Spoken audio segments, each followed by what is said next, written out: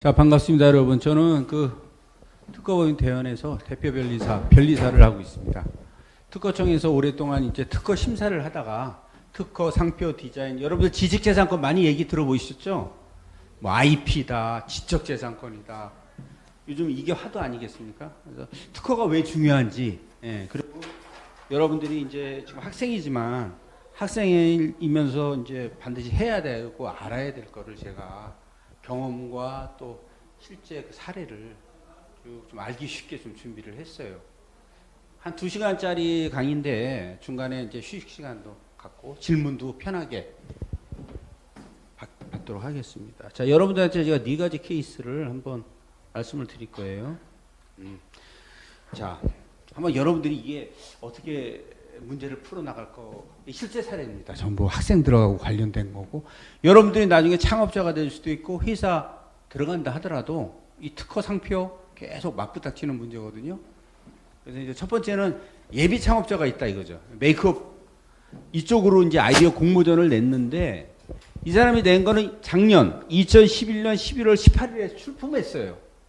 우수상을 받았다 말이에요. 이럴 수 있잖아요. 그죠? 공모전에 냈던 거야. 특허를 낸 게 아니고, 처음에 이게 잘 팔릴지도 모르고 좋은 아이디어도 모르는데 여러분들도 우연히 낼 수 있잖아. 근데 이게 최우수상을 받았어. 그래서 이걸 사업을 할까 특허를 낼까 고민하고 있는데, 자, 몇 달 후 어느 회사에서 자기 애가 유사한 게 막 떠돌아다니기 시작해. 이런 경우 많이 있을 수 있잖아요. 자, 이랬을 때 이 A는 어떻게 대응을 해야 될까 고민이 되죠. 이거 내 거가 분명해. 근데 이게 막 떠돌아다니다며. 나랑 비슷한 모바일 앱을 누가 모방한 것 같아. 뭐 증거는 뭐 딱 잡을 수는 없지만, 이래서 내가 어떻게 조치를 해야 되잖아. 어떻게 조치를 할 거냐, 이거죠. 지금 이 A의 큰 약점은 뭐냐면, 특허 출원을 하지 않았다는 거예요. 자, 제가 이런 문제를 내면서 중간중간에 이제 그 지식재산권에 대한 개념을 설명을 드릴 텐데, 특허는 항상 뭡니까? 출원을 해야지 자기 권리가 돼야 돼.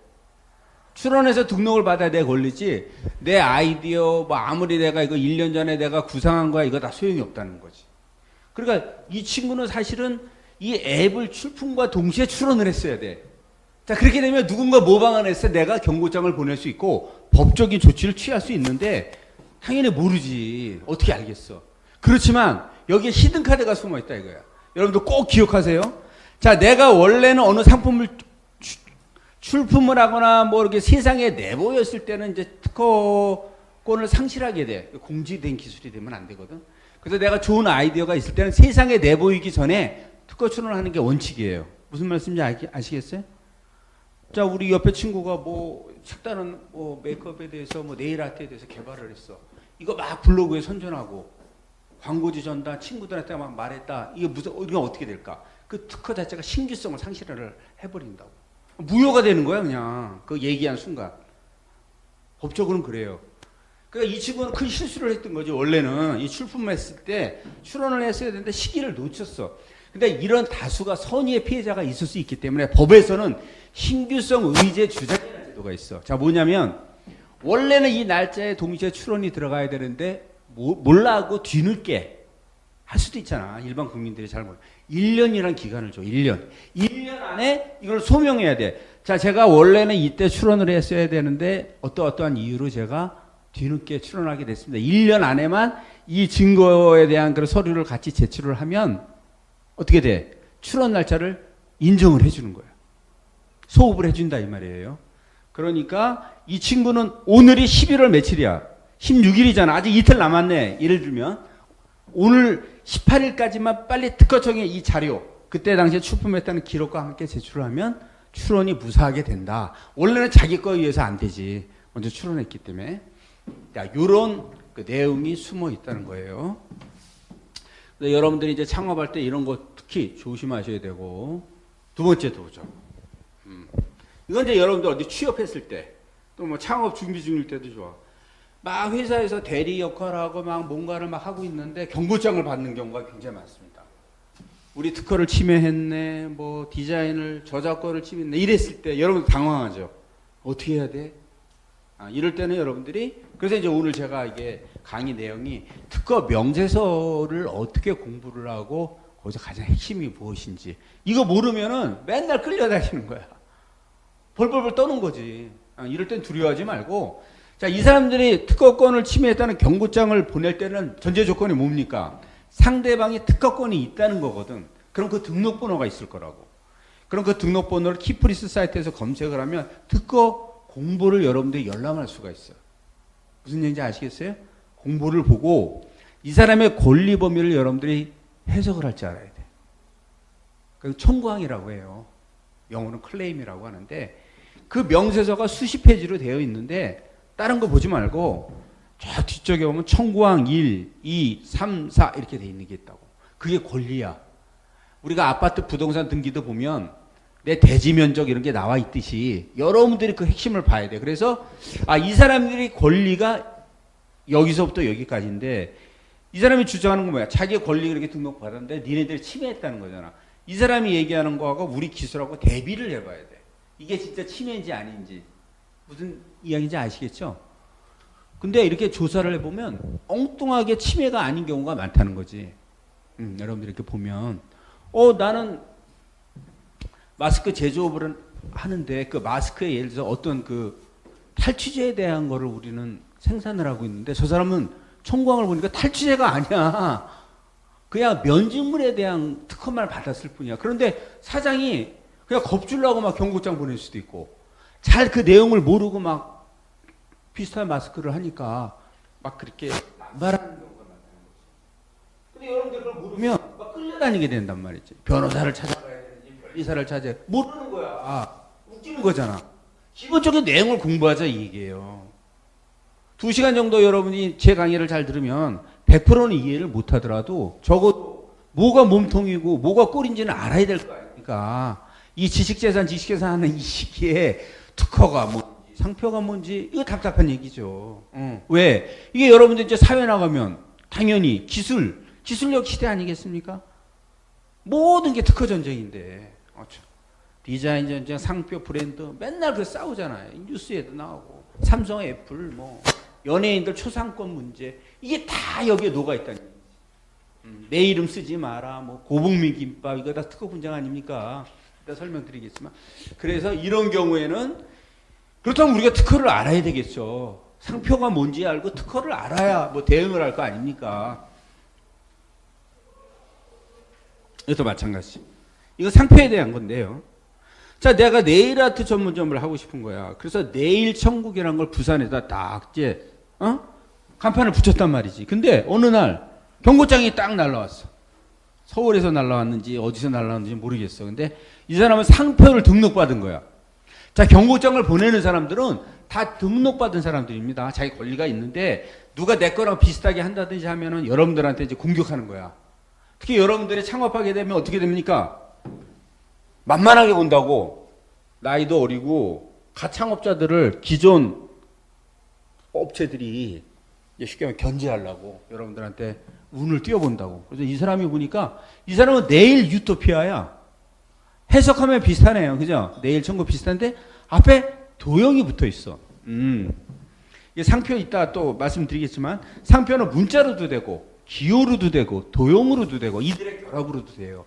그러면 여러분들 당황스러울 거라고. 이거 상표 경고장 받았어. 이거 안 내리면 몇 천만 원 벌금 물겠다. 뭐 손해배상 청구하겠다. 막 날라오지. 그럼 여러분 뭐 두렵잖아. 이거 간판 내려야 되나? 어떻게 해야지? 업을 접어야 되나? 막 이것도 마찬가지야. 상표에 대해서만 조금만 알면 이거 두려워할 거 없어요. 근데 두려워할 거 없다고. 전혀. 왜? 이 사람은 욕으로 등록받은 게 아니야. 이 도용으로 받은 거거든. 나는 문자자라. 네일 천국이라는 것이 사실은 식별력이 없다. 이렇게 상표법에 보면. 그럼 식별력이라는 게 뭐냐? 자, 우리가 부산 시내를 따가다 보면 부산 뭐 설렁탕 있어. 이게 상표 등록이 될까요? 안 된다. 상표법에 뭐라고 나와 있을까? 보통 명칭, 관용 명칭, 그죠? 뭐 성질 표시는 등록이 안 돼. 그럼 뭐야? 누구나 쓸 수 있는 거야. 그래서 국밥집, 설렁탕, 뭐 네일 이런 보통 명칭은 누구나 쓸 수 있는 거야. 그럼 이 사람 어떻게 등록을 받았을까? 이 도형으로 받은 거야. 그러면 이 도형하고 나랑 대비를 해봐야지. 유사합니까? 유사하지 않습니까? 유사하지 않잖아. 여러분들 대응할 필요가 없는 거야. 그냥 웃으면 돼. 근데 상표를 잘 모르는 사람은 절절절 매는 거야. 그래서 몇백만 원 뜯기고 1,000만 원 뜯기고 합의 보고 막 이런 코미디 같은 일이 많이 일어납니다. 특히 지방일수록 몰라. 사장님들이 이 개념이 없으니까. 지식재산권을 조금이라도 공부를 했으면 알 텐데 학생들조차도 모를 판인데 유튜브에서 떠돌아다니는 많은 지식이 있지만 이제 저희가 강의를 전문적으로 여러분들한테 해드리는 이유가 또 강의 직접 듣는 거랑 다르잖아요. 여러분들이 오늘 2시간을 그냥 날려버리지 말고 저는 항상 이 강의를 얘기할 때 그래요. 돈 되는 지식재산권이다 이렇게 얘기하는데 여러분들이 제 강의를 들으면 아 이게 정말 중요한 거구나라는 것을 충분히 느끼실 거예요. 자 이건 이제 이거 디자인에 대한 거야. 이런 것도 많이 나올 수 있겠죠? 우리 학생들도 막 어느 날 뭐 좋은 아이템이 있을 수 있단 말이지. 야, 내가 창업을 할지 모르지만 좋은 고안을 어떤 걸 했어. 이런 문의는 어떨까? 근데 이거는 막 여러분들이 그냥 인터넷에 스마트폰에 딱 실리는 순간에 공지가 돼버리니까 항상 그걸 조심해야 돼. 자, 여기서 이제 중요한 거 한 가지 말씀드릴게요. 여러분들이 어떤 좋은 아이디어가 떠올랐다. 그거 공지, 공용, 누구한테 알려주거나 어디 이거를 노출하게 되면은 그 신규성을 상실한다고 그랬어요. 그러니까 반드시 그건 조심하셔야 돼요. 그러니까 이 케이스 네 번째가 그런 경우인 거야. 야, 이게 좋은 마스크 디자인을 내가 딱 착상을 했는데 딱 떠올랐단 얘기야. 근데 이걸 어떻게 보호를 하지? 고민이 돼. 디자인 출원을 할까? 상표 출원을 할까? 특허 출원을 할까? 아니면 저작권으로 보호해야 되는지. 잘 모르죠? 여러분들 강의를 들으면 이제 알 수가 있어. 자, 디자인이나 상표로 등록을 받으려면 물품명을 지정을 해야 돼요. 물품명. 마스크면 마스크, 옷이면 옷, 볼펜이면 볼펜. 근데 내가 사업이 특정이 안 될 수 있잖아. 그냥 좋은 캐릭터만 딱 떠오른 거야. 이럴 경우에는 어떻게 보호를 해야 될까? 디자인이나 상표로는 출원을 못해. 물품을 지정해야 된다 그랬잖아. 내가 구체적으로 뭐 컵을 생산하려고 한다 그러면은 여기에 저 디자인을 붙일 수 있단 말이야. 미키마우스 같은 거. 그런데 내가 무슨 사업을 할지 모르는데 그 캐릭터나 디자인에 대한 문양만 딱 떠올랐을 때 그럴 때는 저작권으로 보호를 하는 거예요. 저작권. 저작권위원회에다가 저 파일을 제출을 하면 비용도 비싸지 않아요. 한 몇만 원 정도 하는데 그리고 여러분들 날짜와 여러분들이 이름과 주소와 이런 게 딱 내용 증명처럼 딱 기록이 된다고. 그거 왜 필요할까? 여러분들 그런 의미를 가지고 있어요. 그건 뭐 내가 사업도 지금 안 하는데 그때 그거 할 필요 있나? 할 필요가 있습니다. 왜? 여러분들 몇 년 뒤에 사업할 수 있잖아요. 그죠? 그 아이템을 갖고 이제 본격적으로 사업을 할 때 그 저작권 보호를 하지 않으면 여러분들이 먼저 그거를 인터넷 같은 데서 이제 유출이 될 수도 있잖아. 그거를 갖고 미리 쓰는 사람들을 견제하기가 어려워. 왜? 증거가 없잖아, 증거. 그럼 여러분들이 그 자료를 다 찾아야 돼. 내가 이걸 언제부터 썼고 굉장히 번거롭죠. 변호사 찾아가서. 근데 저작권 보호를 딱 해놓으면 그 날짜가 그대로 객관성 있는 기관 아니겠습니까? 정부 기관이잖아요. 저작권위원회에서 음악이 됐든 미술이 됐든 어떤 형태의 아이디어가 됐든 간편하게 보호를 받을 수 있다. 이 얘기입니다. 그래서 사실 제일 좋은 것은 디자인이나 상표나 이게 권리가 강력하긴 하지만 저작권이 최후의 수단이 될 수 있다. 이런 것도 알아두시면 좋을 것 같아요.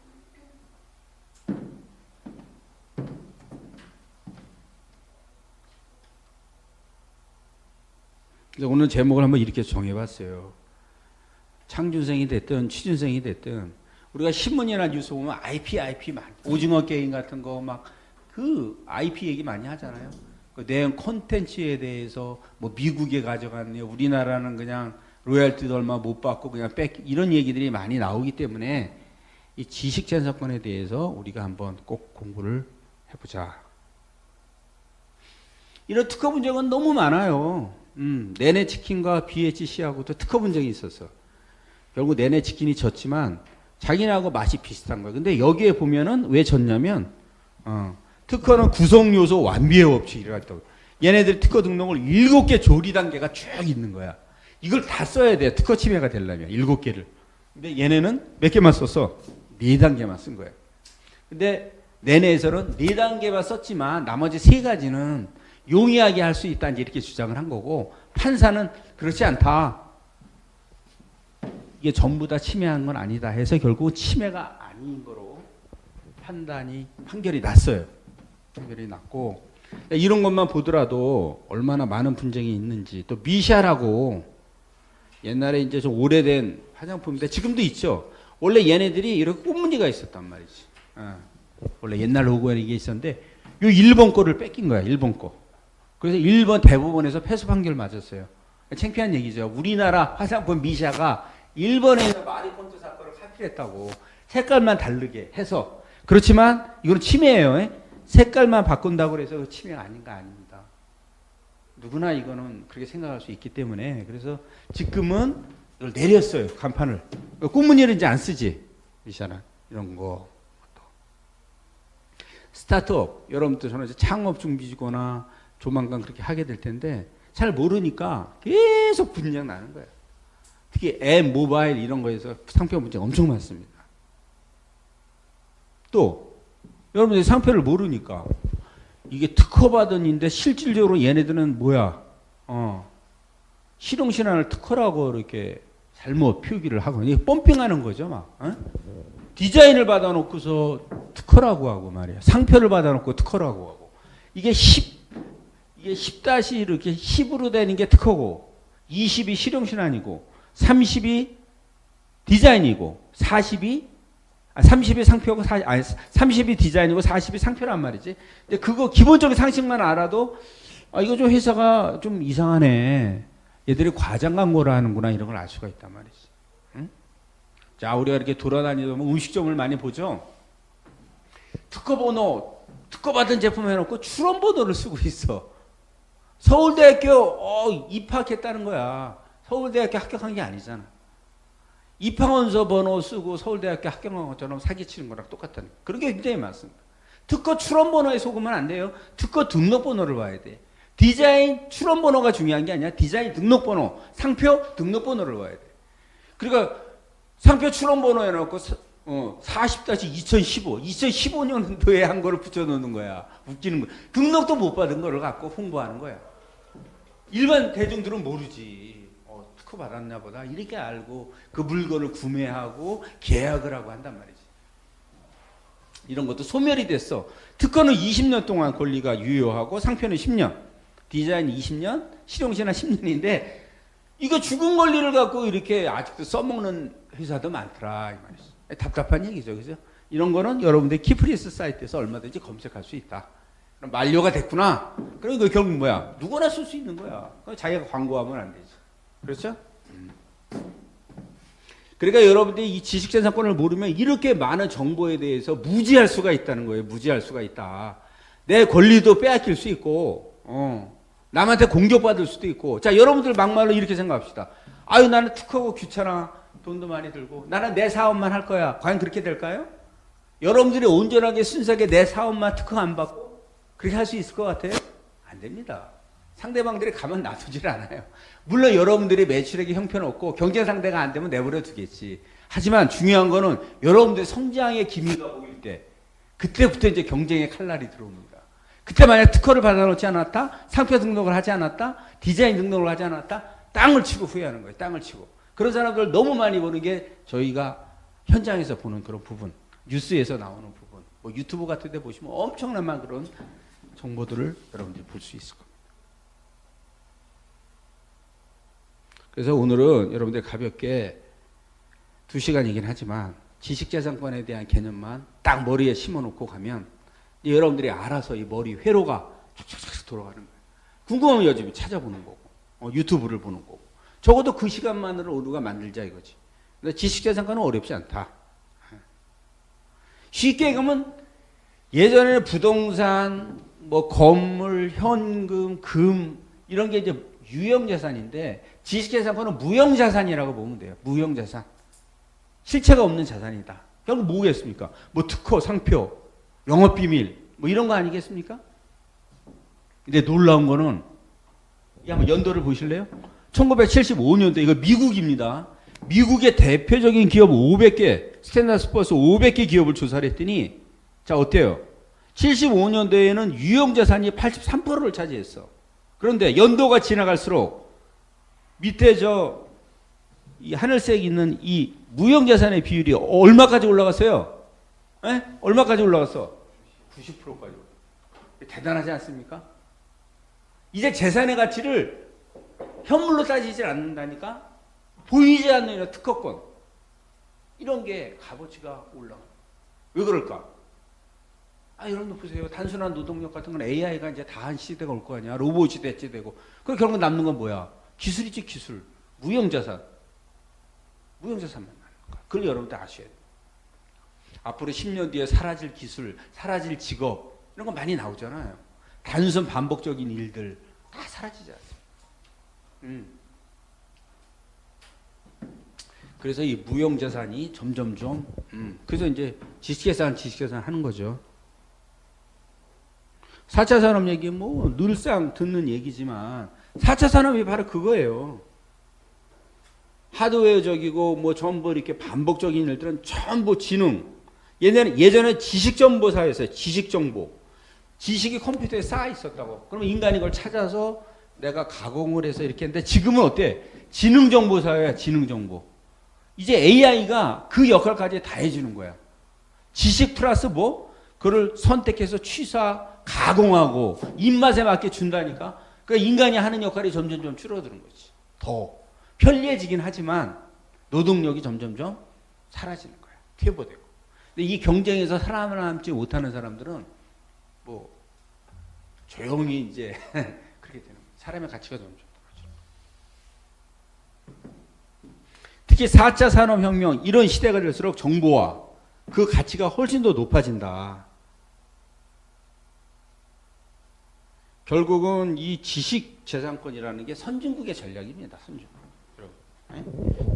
예전에 뭐 2차 세계대전 이후에는 선진국들이 그렇게 후진국에 대해서 견제가 심하지 않았어요. 옛날에 우리 어렸을 때만 해도 뭐 이태원 같은 데 가면 그 짝퉁 상표들 그냥 널렸어서 그냥. 지금 큰일 나죠. 예. 이 사람들이 이제 점점점 뭐 일본을 비롯해서 한국, 홍콩 이런 나라들이 자기네 턱밑까지 막 추격을 해오니까 자기네들은 주 5일째 이렇게 즐기고 싶은데 견제를 해야 되겠다. 그죠? 월남전 이후에 카터 행정부부터 이게 이제 본격적으로 시작이 됐는데 얘네들을 좀 견제할 수 있는 게 뭔가. 그 당시에 선진국들이 많이 가지고 있는 게 뭡니까? 자, 선진국들은 그때 좀 쉬고 싶은 거야. 즐기고 싶어. 노동력? 우리나라 사람들 그때 얼마나 열심히 일했습니까? 저희 주말도 없었어요. 노동 문화 자체가 사실 노태우 정부 이후에 그게 나온 거지. 옛날에 뭐 노동권이 어디 있었어요? 외국에 이민하는 사람들 가면 세탁소마다 정말 뭐 열심히 일했죠.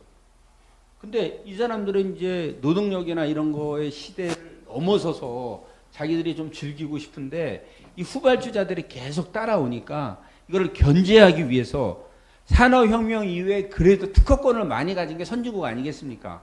영국이나 미국이 이런 법을 강화시킨 거예요. 강화시킨 거다. 니들이 예전에는 봐줬었는데 이제 수출을 할 때 관세를 부과하고 지식재산에 대해서 로열티를 강력하게 매기고 그게 뭐 한미 FTA 뭐 이런 거 아니겠습니까?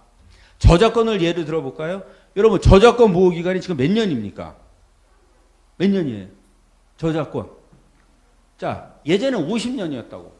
자, 미키마우스, 월트 디즈니가 1965년도에 사망을 했다. 50년 지나면 다 써야 돼, 우리가 다. 그지? 못 쓰잖아. 왜? 70년도로 늘렸어. 70년, 70년 계속 늘리는 거야. 얘네들 주장은 간단합니다. 야, 니네도 예술가 있고 우리도 예술가 있잖아. 예술가의 보호 권리 같이 증대시키자. 신장시키자. 맞죠? 근데 유명한 예술가가 어디가 많아? 선진국이 많잖아. 우리 불리한 거지. 그렇지만 우리가 그 말을 듣지 않을 수가 없는 거야. 응? 그러니까 일본의 애니메이션이나 이런 거에 로열티가 지금도 계속 나가고 있다고. 또 저작권이 풀리면 얘네들이 그 사전 장치를 또 뭘 해놨어? 상표권 등록을 또 해놓고 디자인권 등록을 해놓고 계속 등록. 그래서 후발지들이 따라오면 견제하고 이런 전략으로 가는 거지. 자, 우리나라도 지금 3만 달러 넘어섰잖아요. 옛날처럼 고무신 만들고 가발 만드는 시대가 북한이 아니란 말이야. 그러니까 우리나라도 어차피 이렇게 선진국 문턱에 들어섰으면 이런 지식재산권에 대한, 왜냐하면 이게 고부가 가치 산업이거든. 주라기 공원 영화 한 편 만들었다. 스티븐 스필버그가. 90년대 말에. 그게 현대자동차에서 1년 동안 자동차 생산돼서 매출해갖고 똑같다는 거 아니야. 그래서 세계화, 우리도 이거 가야 된다. 옛날 얘기이긴 하지만 그렇게 가는 거지. 스티브 잡스 같은 그런 천재 하나가, 그죠? 연구소에서 그런 특허권, 그런 천재 하나가 어마어마한 그런 제조업보다도 훨씬 더 큰 부가가치를 만들기 때문에 우리나라도 그거를, 그래서 여러분 대학교 다 보니까 산학협력단 이게 다 뭡니까? 특허 기술이에요. 결국. 그러니까 각 대학마다 지금 그쪽으로 다 가고 있다. 여러분들 청년사관학교 뭐 청년들한테 그 지원하고 이런 거 보세요. 다 특허 들어가 있잖아. 특허야, 특허. 남의 거 뺏기지 마라. 특이하지 않으면 이제 지원 안 해주겠다. 이게 특허라고. 여러분들이 그 핵심을 잘 알아요. 그래서 이런 마인드를 가져야지만 여러분들이 이제 대학 이후에도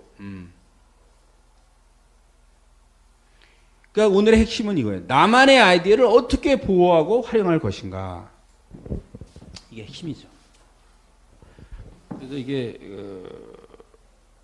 이분이 이제 댄클러 그 사장인데 29살이야. 건국대학교 3학년 때 창업을 한 거예요. 반려견을 여러분들 키워보시는지 모르겠는데 반려견 이게 데리고 다니다 보면 배변도 떠고 휴지 들고 가야 되지, 물도 줘야 되지, 막 짐이 어마어마했다고. 근데 이 친구가 그 친구가 강아지한테 물 주는 걸 딱 보고 아이디어를 딱 떠오른 거야. 아, 저거를 이렇게 만들면 어떨까 해서 이렇게 만들어. 이거 특허 딱 출원, 디자인 출원. 어때요? 뚜껑이 있고 물통이 있고 간식통이 있고 배변 봉투 보관함을 같이 연결을 시켜버렸어. 얼마나 편리합니까? 요새 반려견 인구 얼마나 많아요. 이 병 하나만 들고 다니면 게임 끝이야. 엄청나게 팔리지 않습니까? 그러니까 여러분 같은 학생이었다니까. 대학교 3학년 이성호 펫투데이 대표네요. 2017년대 건국대 다니면서 3학년 때 그 아이디어, 아까 제가 얘기했죠. 그 아이디어를 갖고 사업하고. 대단하죠. 뭐 해외까지 수출하고. 이게 뭐 로또 차원이 아니야. 여러분들도 얼마든지 그런 아이디어를 창출할 수 있다. 근데 창출만 해서 창출만 해서는 안 되고, 그걸 어떻게 보호할 것인가, 어디다 보호할 것인가, 이제 이걸 오늘 배워보는 시간이라는 거지. 그리고 내 아이디어가 이게 특허를 받을 만한 가치가 있는지 이것도 알아야 되잖아. 자, 책상 다리가 4개인데 책상 다리를 5개 하면 특허 받을 수 있나? 7개 하면 어떨까? 세상에 없는 건데? 고민되잖아. 마스크, 수많은 마스크가 나왔는데 이 끈을 좀 더 견고하게 하면 이게 막 헷갈리죠. 그런 부분을 제가 이제 논리적으로 특허 상표 디자인 설명해 가면서 예시를 들어가면서 여러분들한테 설명을 드릴 거예요. 잘 들어주시기 바랍니다. 우선 지식재산권에 대한 정의를 간단하게 살펴보면 인간의 그 정치적인 활동에 대한 거다. 이렇게 보시면 돼요. 지식재산은. 모든 게 다 되는 거야. 지식, 정보, 기술, 뭐, 그죠?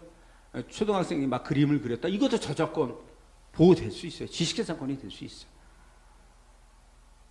근데 지식재산 권자가 들어가면 이게 권리야. 자, 내 머릿속에 있는 거냐? 지식재산이야. 내 노하우야. 그런데 이거 보호받을 수 없다고 그랬잖아. 여러분 그런 거 있죠. 내가 이거 광고를 딱 봤는데, 저거 내가 작년에 생각했던 건데 벌써 나왔네? 이런 거 많이 느끼잖아. 그거는 내 권리가 아니라고.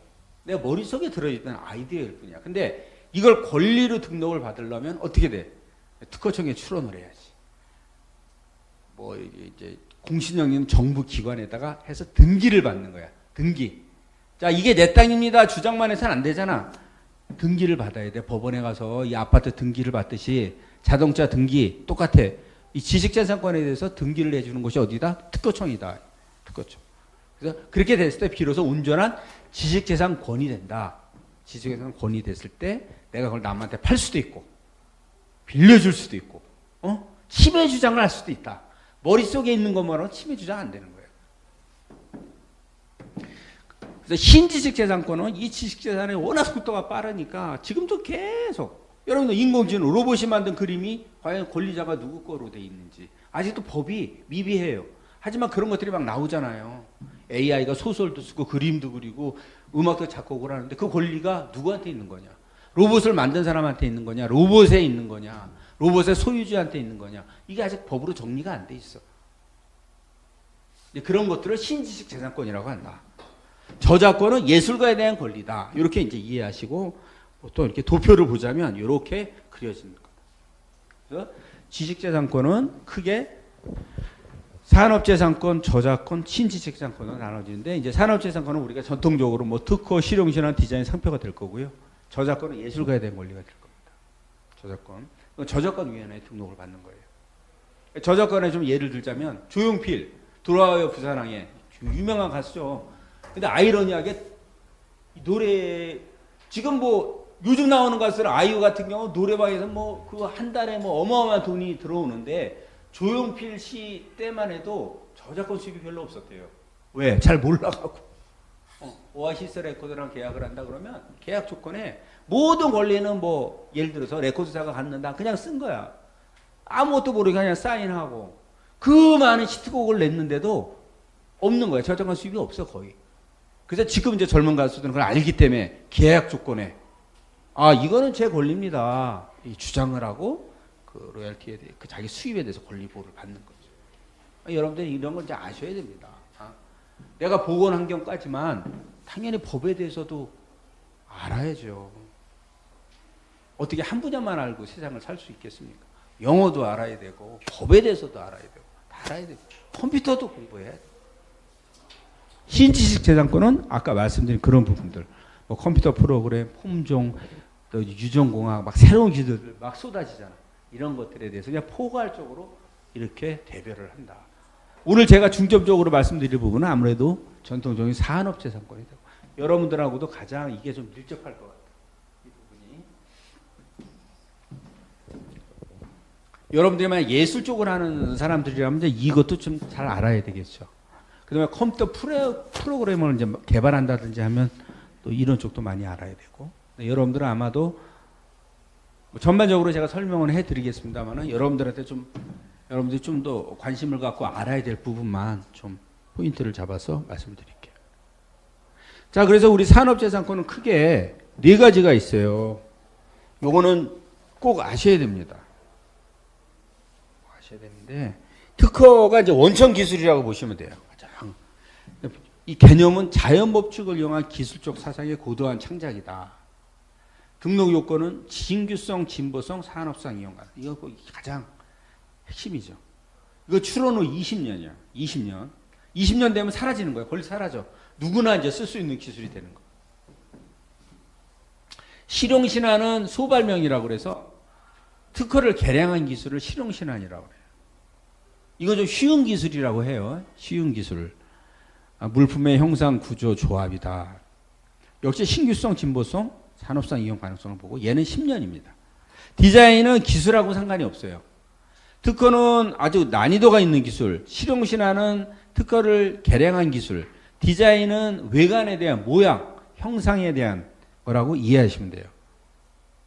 형상, 모양, 색채. 근데 요즘은 디자인도 굉장히 중요도가 높아지고 있어요. 그래서 여러분들 칠판 지우개가 있다. 이게 지우는 기능에 뭔가 기술적인 게 들어가면 당연히 특허를 받아야 되지만 이 모양이 좀 독특하다, 이쁘다 그러면 디자인 출원으로 받을 수도 있어요. 디자인하고 특허 같이 받을 수도 있고 당연히 상표도 등록 받아야 되겠죠. 그런 내용. 상표는 이름에 대한 거죠. 뭐 문자로도 할 수 있고 또 도형을 결합할 수도 있고 기호. 지금은 색채, 냄새 상표, 화장품 같은 거 다양한 소리 상표도 나오고 그렇습니다. 자, 보호기간이 제일 긴 거는 뭐가 될까요? 네? 보호기간이 여기서 어떤 게 제일 길어? 보호기간. 네, 상표가 제일 깁니다. 상표는 연장이 가능해요. 계속. 자기 자자손손 10년 끝나면 또 연장하고, 그죠? 결과적으로는 상표가 제일 길어요. 나머지는 만료가 되면 끝입니다. 만료가 되면 끝이에요. 물론 여기서 이제 만료되기 전에 여기서 더 업그레이드해서 또 계속 출원하는 게 일반적으로 이제 기업들의 행태입니다.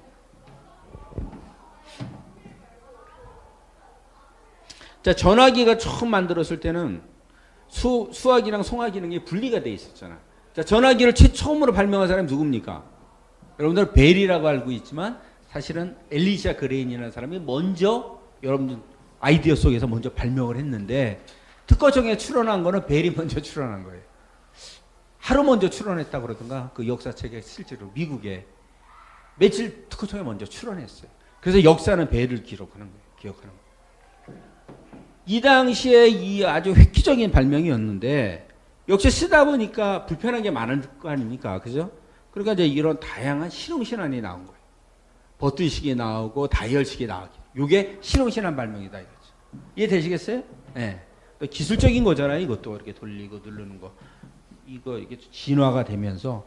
그래서 특허는 영원한 특허는 없어요. 계속 개량 발전. 여러분 스마트폰 보십시오. 계속 내년 되면 또 새로운 거로 업그레이드가. 당연히 그 회사에서는 또 상표란다죠. 특허나 이런 거 당연히 상표도 이게 다 출원을 하겠죠. 그래서 특허랑 실용신안은 형제벌이라고 보면 돼요. 기술에 대한 건데 기술의 난이도가 세냐 좀 약하냐. 그러나 전제 조건은 이전에 없어야 된다는 건 당연히 전제 조건이 돼요. 이전에 비슷한 게 있으면 그건 안 돼. 특허 출원이 될 수가 없어. 운 좋게 특허 등록이 돼도 나중에 무효가 될 수가 있단 말이에요. 이해되시겠어요? 네. 무효가 될 수 있다. 외국인이 우리나라 몰래 통관할 수 있잖아. 나중에 잡히면 어떻게 돼? 다시 추방하잖아. 똑같은 거예요. 자, 이 디자인은 아까 말씀드렸죠? 이거 기술하고는 전혀 상관없이 모양에 대한 겁니다. 모양에 대한 거. 근데 이 디자인도 굉장히 중요해요. 네. 요즘은 이제 뭐 젊은 사람들이 이런 패션적인 거, 색채, 이런 세련된 걸 좋아하기 때문에 오히려 그 애플의 스티브 잡스가 스마트폰, 아이폰이 그거 아닙니까? 디자인에 영향을 쏟은 거예요. 사실 애플은 특허권이 이렇게 많지가 않았어요. 오히려 삼성이나 IBM보다도 적었다고. 근데 스티브 잡스가 왜 천재라고 하냐면 그 디자인으로 디자인 등록을 다 받아놓은 거예요. 기가 막히죠. 수백 개의 그 디자인. 그래서 삼성이 모방했을 때 그냥 공격했지 않습니까? 2007년도에 스마트폰이 나오고 삼성이 굉장히 애먹었죠. 그 둥근 모서리 모양, 아이콘 배열 다 디자인 등록을 해놓은 거예요. 그만큼 공부를 했기 때문에 경쟁자들이 올 거라는 걸 예상을 한. 야, 이거 출시되면 분명히 삼성이 카피할 거고 중국이 카피할 거다. 그러면 자기들이 뭘 보호해야 되겠어? 디자인 등록을 많이 해놔야겠다. 아주 교과서적인 얘기예요. 그래서 그 사건 이후로 삼성이 어부지리로 사실 옛날에 브랜드 가치나 20위 밖에서 놀았는데 지금 5위권으로 뛰었어. 그 분쟁이 너무 컸잖아. 삼성한테. 두 번째 또 뭐가 유명해졌어? 디자인 부서가 많이 생긴 거야. 대기업마다. 근데 디자인 보호 기간이 옛날엔 15년이었는데 20년으로 들었어. 그죠? 디자인의 권리가 많이 좋아졌다. 상표 아까 말씀드렸어요. 그 자동차도 보세요. 뭐 우리나라가 자동차 판매 1위다 하지만 여기 핵심 기술은 상당수는 독일이나 뭐 일본이 갖고 있고, 디자인도 마찬가지. 수많은 특허와 실용실험과 상표 디자인이 권리자가 다 여기 있는 거지. 수백 개 수적이 권리. 그러니까 뭐야? 판매는 1위지만 상당수의 로열티 줘야 되겠지. 로열티 나가는 거야. 그러니까 옛날에 이제 지금은 약간 달라졌긴 했는데 옛날에 피처폰 시절에 휴대폰 판매 1위 애니콜 1위 맞아. 자 10만 원에 팔어. 그럼 우리나라가 얼마 가져와? 3만 원. 70%는 전부 로열티. 억울하잖아요. 대당 한 5% 정도를 콜컴에다 줬다고. 그러니까 원천 기술이 없으면 이렇게 힘든 거죠. 대지주와 소작농의 관계라고 보시면 돼요. 농사 열심히 짓고 가을에 대지주한테 다 곡지 바치잖아. 소작농들이 그렇게 살았잖아요. 이 특허도 똑같아요. 잘 사는 나라 못 사는 나라가 그런 구조로 돼 있다고. 그러니까 선진국들이 제조업 같은 건 전부 뭐 베트남, 중국에 다 맡기고 자기들은 뭡니까? 핵심 기술로. 핵심 기술. 여러분들 지금 저 코로나 백신 그 특허 누가 갖고 있어요? 외국이 다 갖고 있잖아. 그 돈 어마어마하잖아. 그거 생각하시면 되는 거예요. 우리 열심히 돈 벌어서 그거 다 주는 거예요. 그래서 우리도 그런 걸 키워야 된다는 게 이제 대전제가 되는 거고. 마스크만 예를 들어볼게요. 마스크도요. 디자인 출원 얼마든지 할 수 있습니다. 마스크. 자, 모양이 특이하게 판매할 수 있겠죠? 젊은이들이 이런 문양을 좋아한다면 디자인 출원. 그 다음에 상표 출원 가능하죠?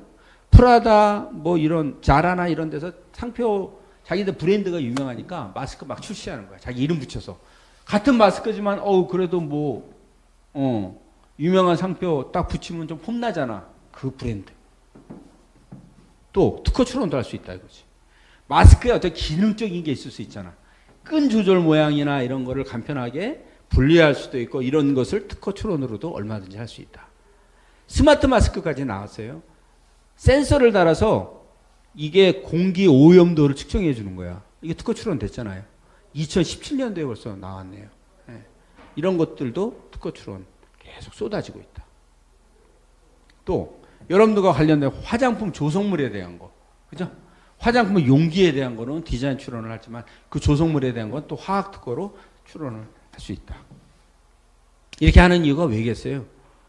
권리보호 차원도 있고 대외 홍보적인 것도 있고 여러 가지. 또 화장품 용기의 개폐 구조라는 게 있는데 이거는 보통 이제 화장품 하면 두 손으로 막 열었다 닫았다는데 이게 한 손으로 이렇게 슬라이딩식으로 쭉 하면 이게 개폐가 된다고 그래요. 이 특허입니다. 그래서 이 내부 구조를 보면 그렇게 돌출된 부분이 이렇게 살짝 밀면 이게 싹 들어갔다가 용수철처럼 다시 튀어나오고 그러면 한 손으로 편하게 이걸 만질 수 있잖아요. 이것도 특허 출원이 된 거예요. 이런 거는 당연히 실용신안이나 이제 특허로 할 수 있겠죠. 또 가상 네일 아트 같은 거 애플리케이션으로 해서 이것도 역시 특허 출원이 가능합니다.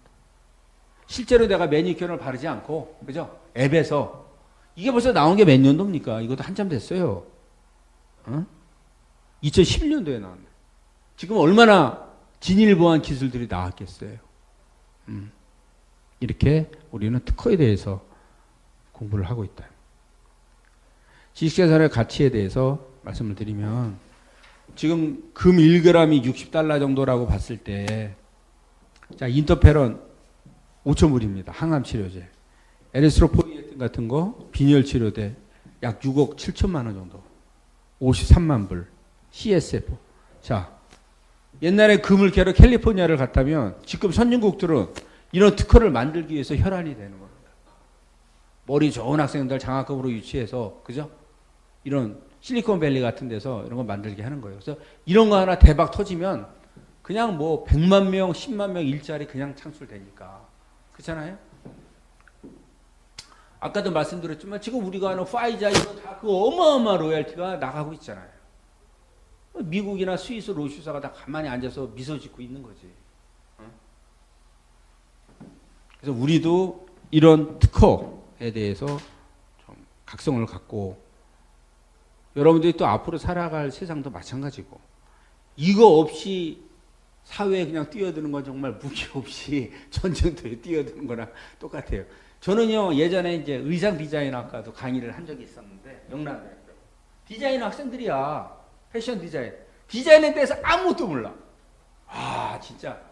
이 교수님이 진짜 자기도 좀 한심하다는 듯이 그 학생들한테. 아니, 그 학생들이 나가서 도안을 만들고 하는데 디자인 추론이 뭔지, 상표 추론인지도 모른다니까? 나가면 그냥 뺏기는 거야. 아이디어 좋다고 동대문 시장, 남대문 시장 다닐 거 아니에요. 그거 견본 갖고. 그거 얼마나 카피하기 쉬워. 또 저 스마트폰에 막 올릴 거 아니야. 자랑한다고. 뭐 트위터에 올리고 뭐에 올리고 막 그거 떠돌아다니면 중국에서 카피야. 그냥 가져가시오 하고. 그러니까 그 기본을 전혀 모르기 때문에 나중에 이제 땅을 치고 후회하죠. 땅을 치고 후회하죠. 그러니까 미국의 퀄컴사인데 현관에 딱 들어가면 이게 특허받은 동판이 이렇게 다 붙어 있어요. 이 회사는 원래 벤처기업이었어요. 큰 회사가 아닙니다. 근데 얘네들의 전략은 전 세계에서 학생들처럼 이렇게 뭐 돈이 없잖아. 영세한 창업자들. 이런 사람들 특허권을 다 사모. 의미가 있는 것들 사모. 그런 다음에 가만히 기다린다는 거야. 그게 어느 정도 이제 그 회사가 잘 되고 그게 이제 세상에 나왔을 때 그때 이제 경고장 막 보내는 거예요. 그걸 특허 괴물이라고 하는데 그래갖고 이제 딱 회사가 막 처음에 클 때는 이게 접을 수가 쉽잖아요. 어느 정도 크면은 회사 문 닫기 쉽습니까? 종업원 몇백 명씩 막 들어오고 이제 자기 설비나 이런 게 돈이 투자된 꼼짝없이 이제 엮이는 거예요. 로열티 달라는 대로 줄 수밖에 없는 거죠. 얘네들이 그렇게 해서 큰 회사예요, 콜컴이. CDMA라는 그 휴대폰에 그 기술이 있어요. 무선 기술인데 그거를 특허를 딱 받아갖고 삼성한테 대당 5.2%의 로열티를 뺏어간 거 아닙니까? 퀄컴이. 그래서 이거 보십시오. 95년부터 2005년까지 얼마 빼간 거야? 이거 거의 삼성한테 빼간 거야. 거의 3조 정도 빼간 거야. 3조. 그 작은 특허 하나로. 삼성이 그 5.2%면 엄청나게 큰 거예요. 대당. 어? 우리나라로서는 진짜 판매는 열심히 했는데 이 상당수의 돈이 전부 선진국으로 빠져나가. 그래도 퀄컴에만 빠져나가는 건 아닐 거 아니야. 또 그 안에 있는 배터리나 이런 것도 외국이 특허 다 갖고 있다고. 일본, 뭐 독일. 그러니까 내가 아까 얘기했잖아. 10만 원을 우리가 판매를 하면 70%는 전부 로열티로 나가더라. 30% 갖고 온다. 지금은 이제 삼성이 그런 거를 뼈저리게 경험을 했기 때문에 스마트폰은 아마 그 이 정도 로열티는 안 나가는 걸로 알고 있어요. 예전 피처폰 시절. 스마트폰 이전 휴대폰을 얘기하는 겁니다. 그래서 지금 요거는 이제 상표 가치를 얘기하는 거예요. 브랜드 가치. 자, 1위가 어디예요? 애플이죠. 애플. 제가 이거 한 10년 전에 강의했을 때 애플 여기 끼지도 못했어. 와, 아이폰 터지고 나서 쫙 올라가. 아이팟, 아이폰, 아이패드 나오고 나서 그냥 이 브랜드가 뛰고 3,551억 달러입니다. 355조. 얼추 계산해도 그죠? 어마어마하지 않습니까? 삼성이 그래도 6위에 랭크가 돼 있어요. 삼성 옛날에 20위 밖에서 놀았었어. 지금 당당하게 5위, 6위 그러네요. 약 1,073억 달러. 그죠? 그러니까 뭐 거의 100조가 넘죠. 이게 기술이 아니고 브랜드 가치라니까, 브랜드. 대단하죠, 브랜드 가치. 이게 브랜드가 왜 중요하냐면, 이따 뭐 상표, 이따 말씀도 많이 드렸는데, 여러분들 어느 사업을 하든 반드시 상표 등록 꼭 유념하셔야 됩니다. 옛날에 에프킬라가 IMF 때 도산을 했는데, 그게 미국 기업에 팔렸어요. 존슨사한테 팔렸는데, 우리나라 돈에 300억 원 정도에 팔렸는데, 뭐 공장 시설 땅값은 한 70억 정도. 나머지 230억은 뭐 브랜드 가치로 팔렸어요. 에프킬라 하면 다 알잖아요. 브랜드 가치. 그때부터 사람들이 아, 이거 브랜드 가치가 중요하구나. 그래서 우리나라 한우 쇠고기를 먹어도 외국 브랜드가 뭐 우리나라 뭐 저기도 중국에서 만들었지만 프라다가 붙어 있으면 어쨌든 그 상표 가치가 올라가는 거거든. 그래서 이 상표 가치가 굉장히 중요합니다. 근데 예전에는 이게 중국계 잘 안 보였는데 지금은 중국계 10위 안에 2개나 들어왔어요. 이게 몇 년 지날수록 바뀝니다. 아까 말씀드렸죠? 예, 이런 명품백 같은 거 실제로 뭐 프랑스에서 만든 것도 아니야. 뭐 베트남에서 만들고 중국에서 만들었는데 샤넬 이 로고 하나만 딱 붙으면 그냥 게임 끝이야. 그냥 그 가치가 이렇게 크다는 거야. 스마트폰 전쟁 뭐 너무 잘 아시죠? 지금도 서로 물고 물리고 조금만 좀 큰다 싶으면 그냥 경고장 보내서 소송 걸고 막 이러니까 개인도 똑같아요. 지금 여러분도. 저도 이제 부산도 많이 다니고 하는데 중소기업 사장님들 맨날 이 특허 때문에 골치 아프게 막 특허 별 관심 없이 이렇게 했다가 경고장 받고 막 누가 침해하고 해서 막 그 회사 막 가처분 신청 나오고 회사 문 닫게 되는 경우도 있고 땅을 치고 후회하죠. 초창기에 이렇게 특허 받아놨더라면 훨씬 더 그런 문제가 안 생겼을 텐데 이게 이제 애플이 삼성 2007년도 이후에 막 따라하기 시작했잖아요. LG는 한 발 늦었었고 LG는 지금 휴대폰 싹 접었잖아. 이게 놓친 거예요. 삼성은 그때 주기살기로 따라하길 사실 잘했지. 얻어맞더라도 이때 안 따라했으면 애플이랑 다툴 수 있었겠어요. 그때 이제 따라간 게 저런 부분들을 이제 모방했다고 이제 소송을 제기해서 이제 합의로 끝났지만 아주 삼성이 큰 데미지를 입었었죠.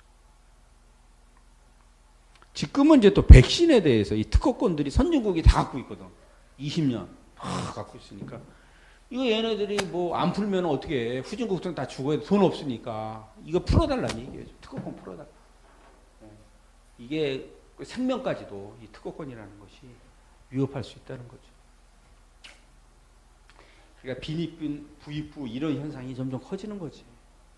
얼마 전에 백신도 처음에 공급할 때 어때요? 영국, 미국 먼저 딱 풀잖아요. 나머지 나라들은 이제 있는 순서대로. 여러분도 그런 거 못 느끼셔서 야 역시 돈이 있어야겠구나 그런 거 느끼잖아요. 아프리카 이런 나라들은 제일 나중으로 주는 거야. 1순위가 영국, 미국이야. 자기들이 먼저 맞잖아요. 약 안 풉니다. 그 다음에 이제 가격 올려갖고 이제 서서히 하는 거죠. 근데 그 핵심은 특허다. 그 기술력 때문에 이제.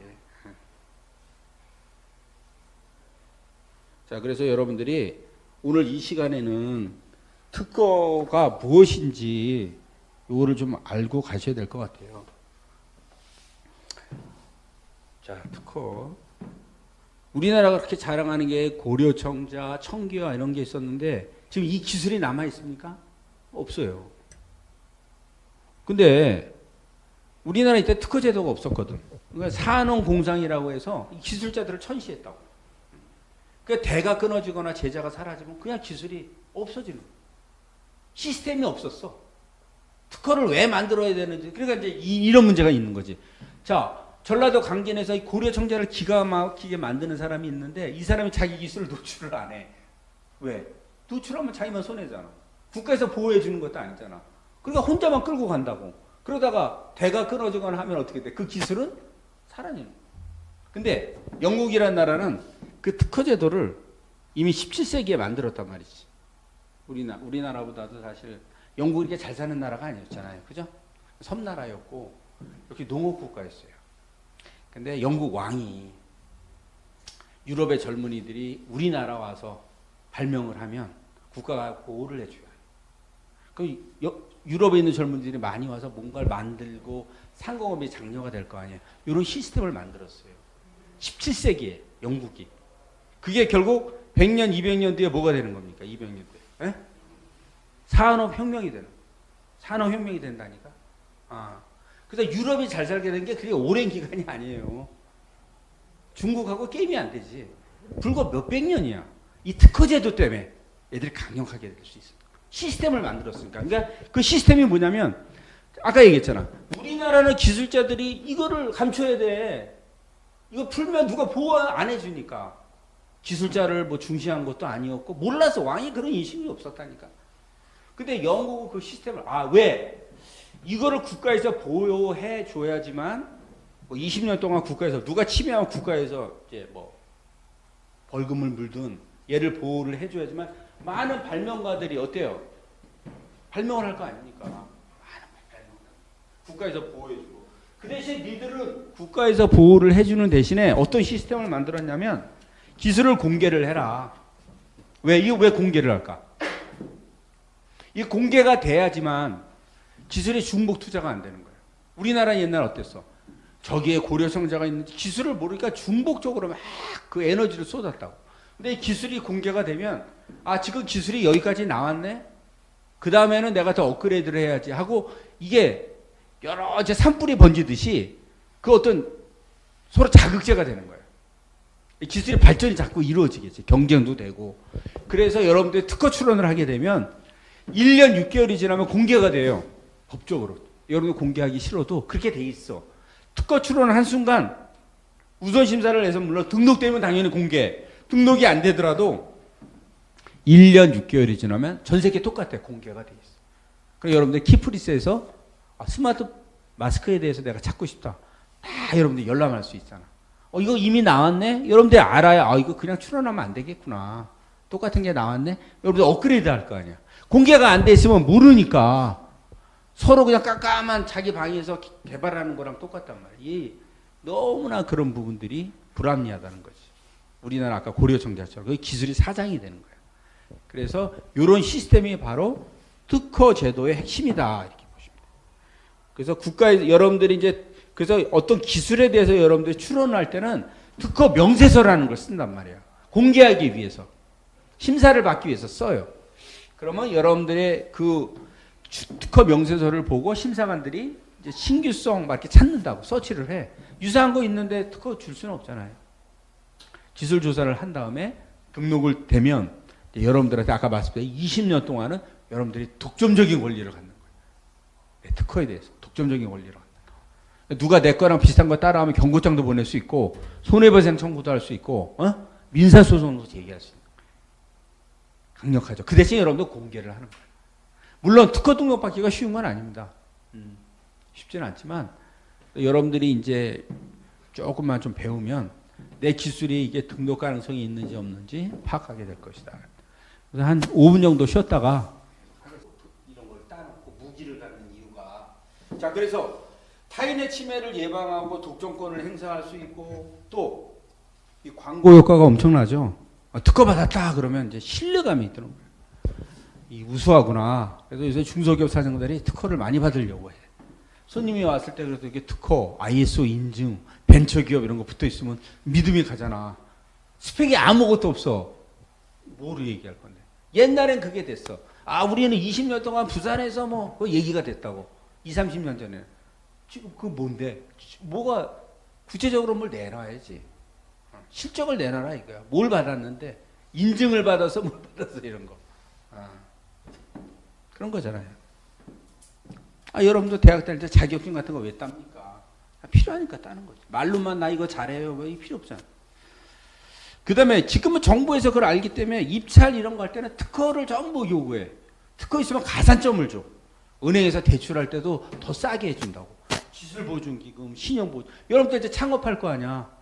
창업 자금 필요하죠? 특허 있습니다. 그러면 어디 가서 얘기할 때 계약할 때 유리하다고. 믿음이 가는 거지. 젊은 친구가 특허권을 벌써 다 확보했네. 디자인권도 믿음이 가는 거야. 아무것도 없이 뭐 창업 사업계획서 심사위원들이 다 알잖아.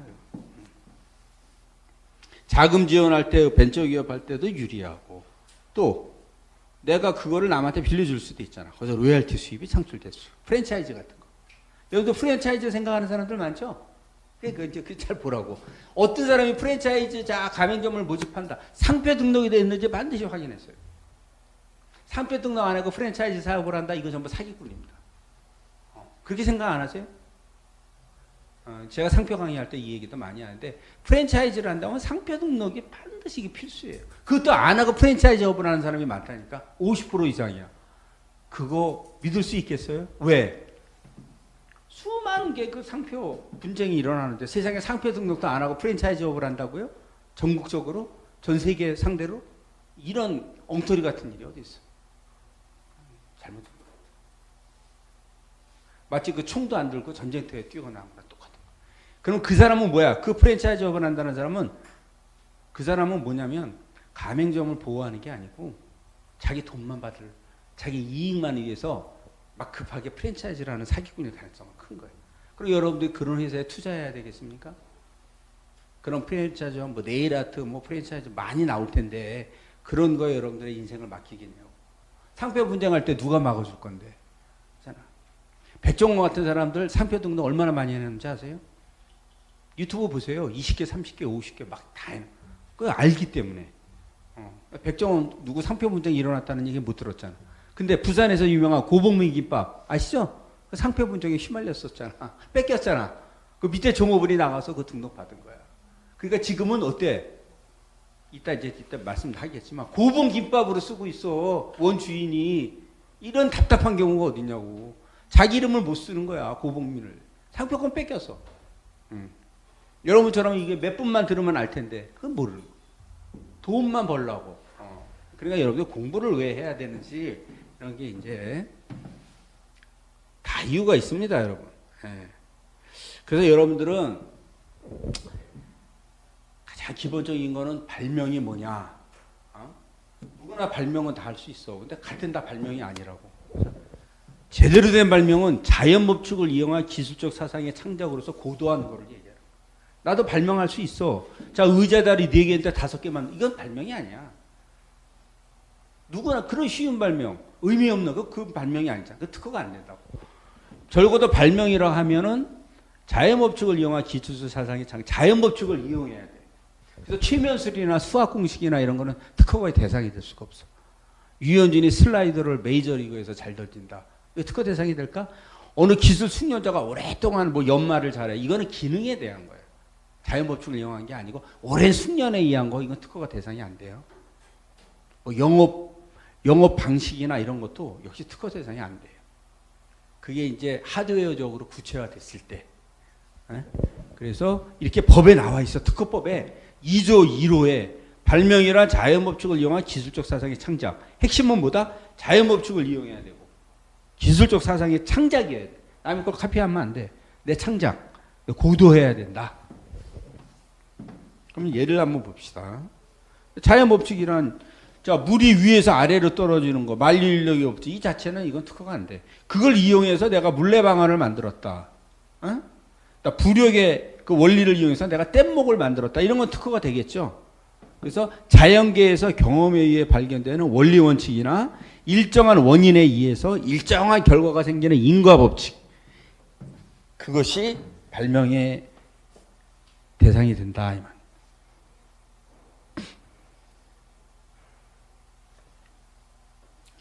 제가 특허청 심사할 때 보면 자연법칙을 이용하지 않은 근데 그거를 평생을 합쳐서 그 발명가가 갖고 와.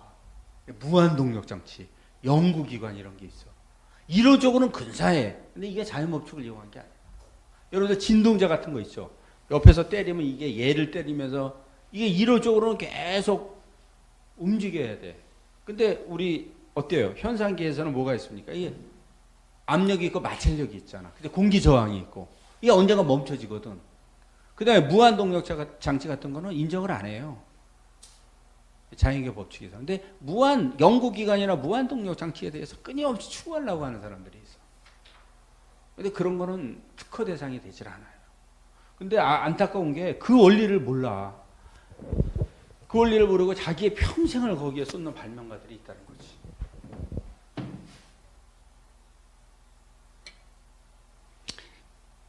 그래서 특허 등록 요건, 요거는 이제 발명의 성립, 요게 갖춰지면 발명의 성립이 되는데 그렇다고 해서 이게 특허되는 건 아니고, 자, 발명으로 성립을 했어.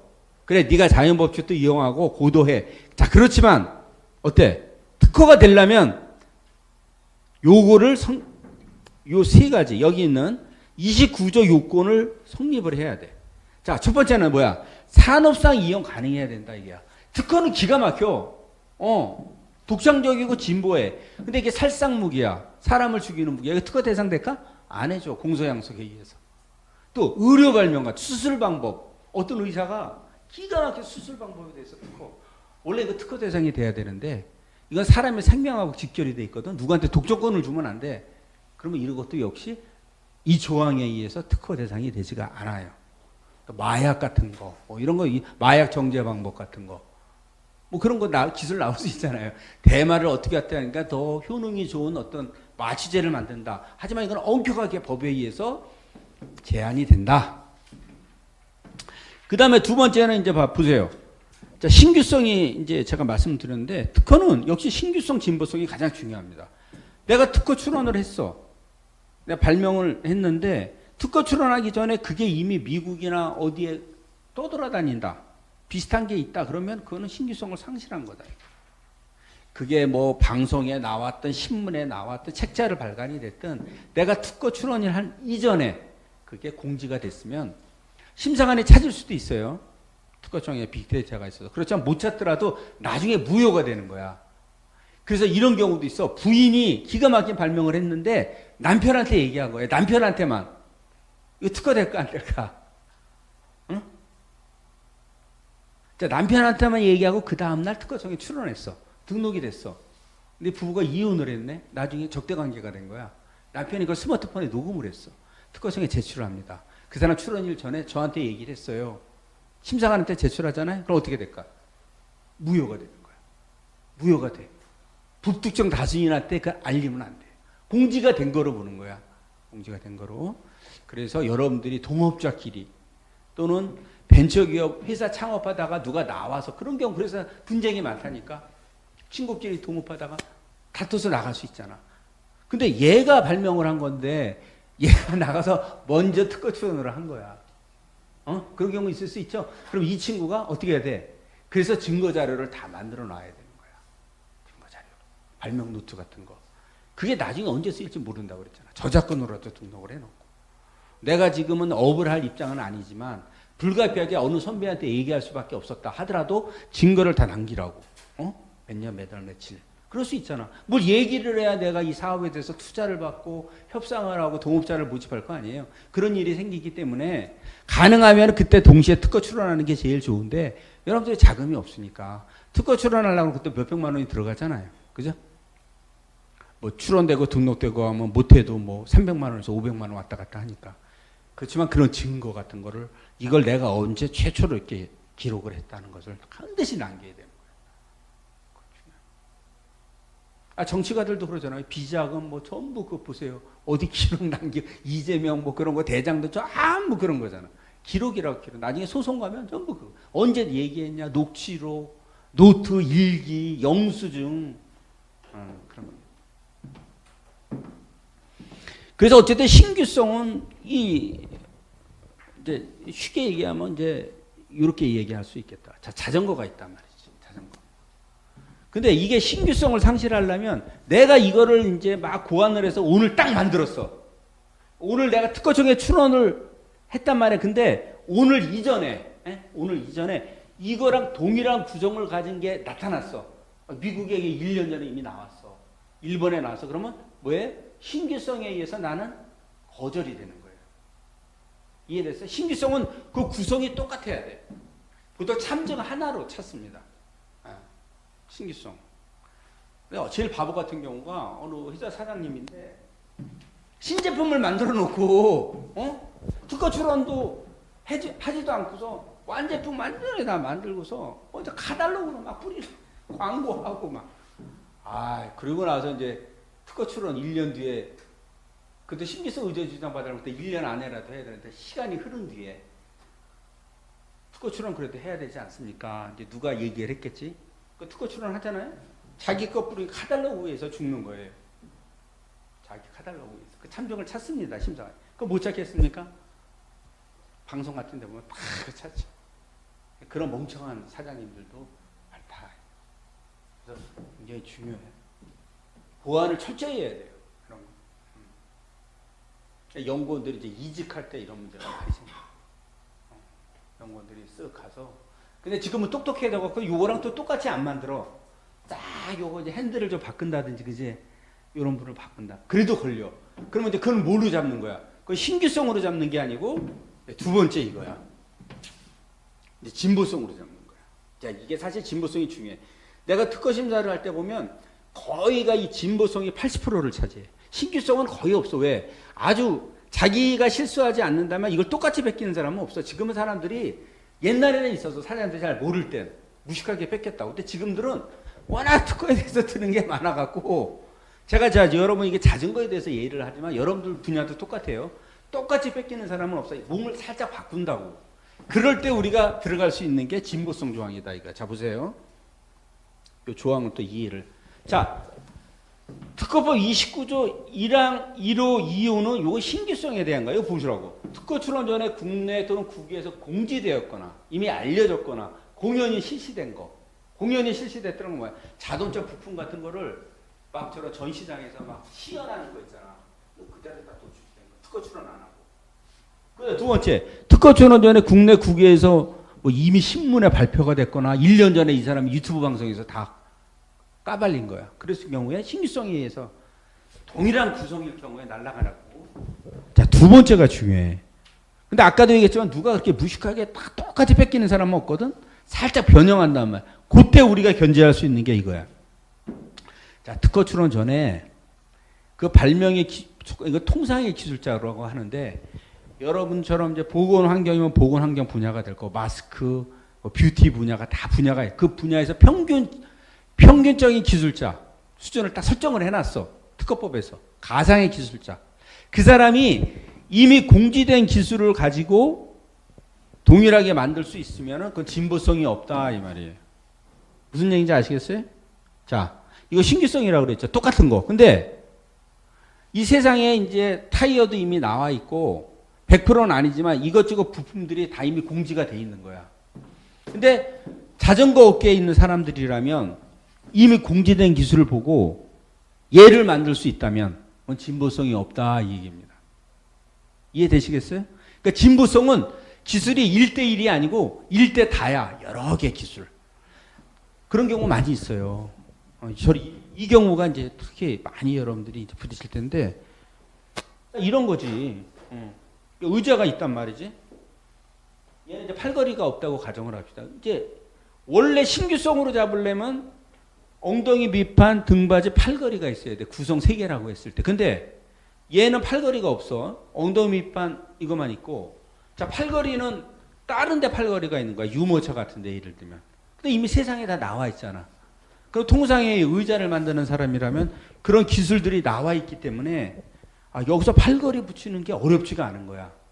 통상의 기술자가. 그렇게 십상안에 판다. 용이하지가 않아. 그게 용이하지 않아야지만 등록을 받는데 그게 용이해. 너무 쉬워. 붙이는 게. 그러면은 진보성에 의해서 자, 당신 기술은 어떻게 돼? 이제 그 의견 제출 통지서가 어떻게 나와요? 당신 기술은 동일하지는 않지만 이미 나와 있는 세상에 공지된 기술로부터 통상의 기술자라면 이 자전거를 만드는 거는 어렵지 않습니다. 그러면 진보성이 없습니다. 이 얘기야. 그러면 등록을 못 주겠습니다. 이 얘기. 이해되시겠어요? 그래서 이 조항이 핵심입니다. 굉장히 많아. 이 특허 분쟁하면 80%를 차지해. 자, 그러면 이제 이걸 갖고 여러분들이 여러 가지 유출을 할 수가 있는 거예요. 여러 가지 유출을 할 수가 있어요. 자, 예를 들어 볼까요? 여러분, 완벽한 발명이 있습니까? 모방은 뭐 창조의 어머니라고 그랬지만 여러분도 분명히 선배나 잘 가는 이런 보건 환경 분야에서 어떤 아이템을 얻을 수 있을 거라고. 카피하고도 싶을 거예요. 따라하고도 싶고. 자, 그럴 때 여러분들이 모방을 하더라도 제가 아까 얘기했죠. 단순 모방은 안 된다 이 말이에요. 여러분들은 구성 중에서 그래, 이 사람은 이렇게 만들었지만 나는 이거를 바꾸겠어. 이거를 바꾸겠어. 이거를 변형을 하기 위해서 할 거 아니에요. 근데 그 변형의 정도가 용이하면은 침해가 될 수 있다고. 이해되시겠어요? 거꾸로 여러분들이 어떤 기술을 만들었을 때 저 사람이 카피한 것 같아. 그 기술을 분석을 해봐. 이놈이 내 거를 용이하게 구성 하나만 살짝 바꿨네? 그럼 그 침해의 가능성이 높은 거야. 근데 얘가 내 거를 그대로 뺏긴 것 같기도 하고 어떤 구성을 새로 추가했는데 이건 좀 독특하네. 그러면 침해가 안 될 가능성이 높아. 이해되시겠죠? 이렇게 역으로 생각할 수가 있다는 거예요. 이 원리가 굉장히 중요해요. 그래서 이 신규성, 진보성만 이해를 잘하면 특허에 거의 70% 정도는 이해를 했다고 봐야 돼. 물론 내가 이건 굉장히 쉬운 예를 든 건데 이게 핵심이라는 거야. 이게 핵심이야. 그래서 여러분들이 법에 대해서 좀 어렵다고 생각할 수는 있겠지만 다른 건 몰라도 이 조항만 완전히 외우다시피 하면은 굉장히 도움이 될 거예요. 뉴스를 봐도 이제 이해가 되는 거야. 아까 내가 치킨 얘기했잖아. 내내 치킨 얘기. 그것도 그거야. 7개 중에 4개만 그놈이 따라한 거거든. 4개만. 근데 그게 특허 침해가 될 수도 있고 안 될 수도 있는데 판사는 그게 침해가 아니라고 본 거지. 구성을 다 쓰지 않았기 때문에. 어쨌든 그런 거다라는 걸 이제 이해를 하고 제가 예를 한번 들어볼게요. 자, 보세요. 요거 하면 이제 이해가 될 거야. 자, 우리가 스마트폰으로 원격 해동을 할 수 있는 냉장고를 이 사람이 특허 출원을 하려고 그래. 스마트폰으로 냉장고입니다. 근데 요거 출원 전에는 어떤 기술들이 공지가 됐냐면 냉장고는 이미 나와 있잖아. 그죠? 당연히 나와 있고 냉장고는 이미 나와 있고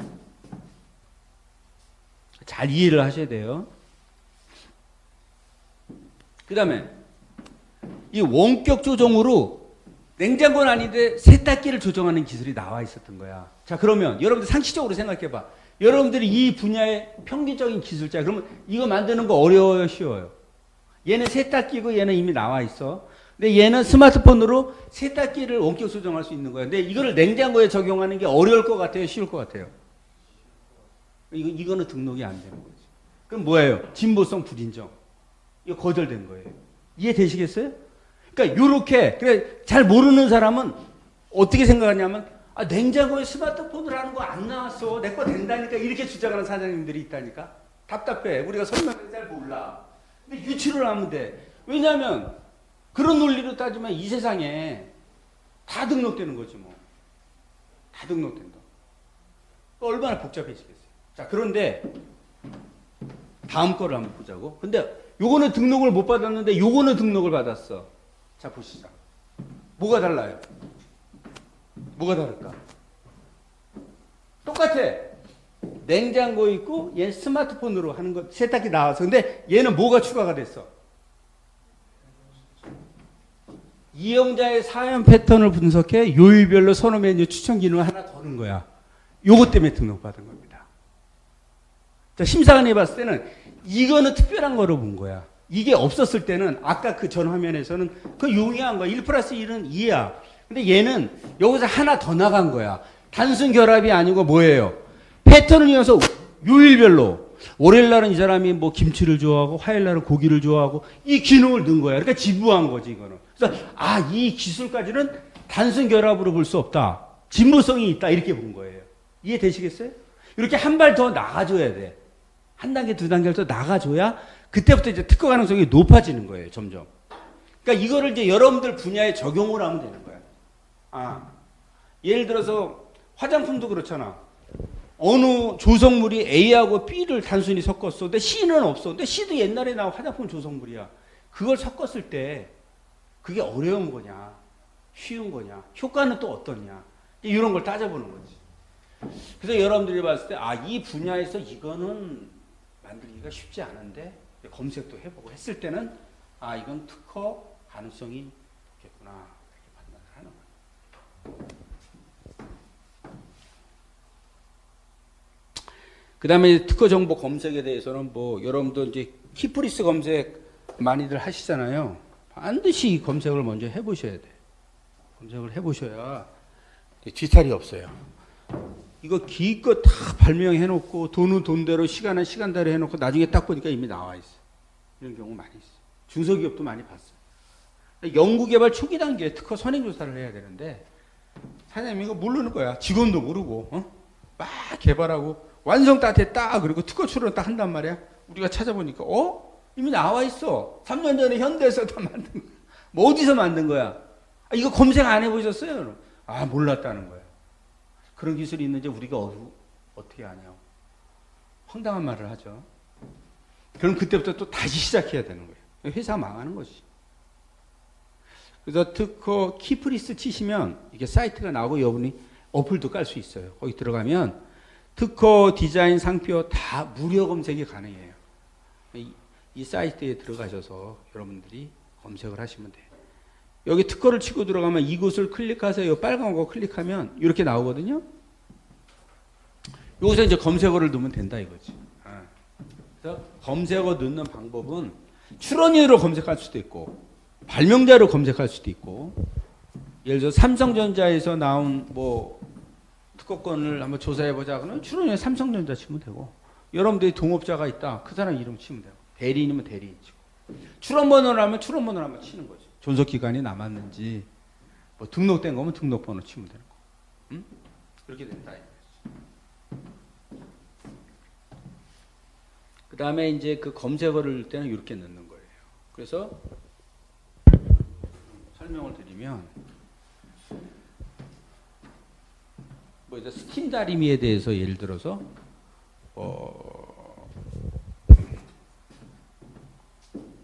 이제 TV에 대해서 넣는다면 우선 검색어를 TV만 넣으면 어떻게 될까? 요것만 검색어에 잡힌다는 거예요. 그러니까 플러스로 해서 이건 5하거든요. 두 번째 것부터 먼저 쓰면. 그러니까 검색어를 넣을 때는 TV, 텔레비전, 또 플러스 테레비, 그죠? 또 TV 이렇게 쭉 넣어야 어떤 사람은 발명의 명칭을 이렇게 쓴 사람도 있을 거고 이 사람도 이렇게 쓰는 사람 이런 게 다 골라진다는 거지. 요거 하나만 넣으면 상당수가 빠져나간다는 거예요. 스마트폰도 마찬가지. 스마트폰만 치면 안 되겠지. 휴대폰, 핸드폰, 모바일 폰 이렇게 검색어를 다양하게 이렇게 5화로 묶어서 여기서 내가 안테나가 달린 TV를 찾고 싶다 그러면 이제 이 곱하기를 넣는 거야. A와 B가 동시에 그러면 여기에 이제 곱하기를 붙여. 그리고 이 위에다가는 이제 안테나 또 영문으로 치고 이렇게 해서 쭉 검색어를 넣으면 안테나가 달린 TV가 검색이 될 거다. 몇 번 해보시면 쉽게 압니다. 마스크인데 항균 마스크를 내가 하고 싶다. 그러면 마스크도 이제 쭉 검색어를 이렇게 넣고 항균도 살균 플러스 항균 여러 가지 넣을 수 있잖아.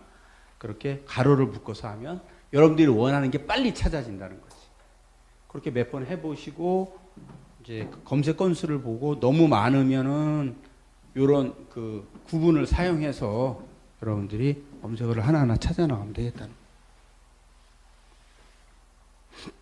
요거는 제가 특허청에 있을 때 이제 심사했던 겁니다.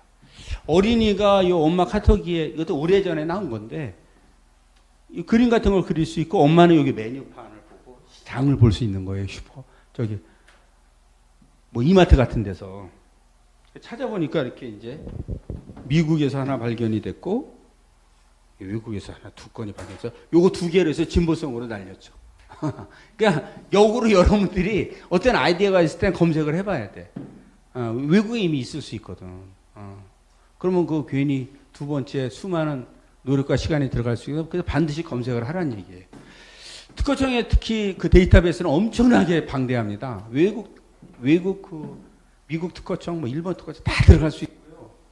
우리가 그냥 키프리스 하는 것보다 몇십 배는 더 방대하기 때문에 여러분들이 키프리스에서 검색해도 100% 정확한 건 아니에요. 약 한 60%에서 70%?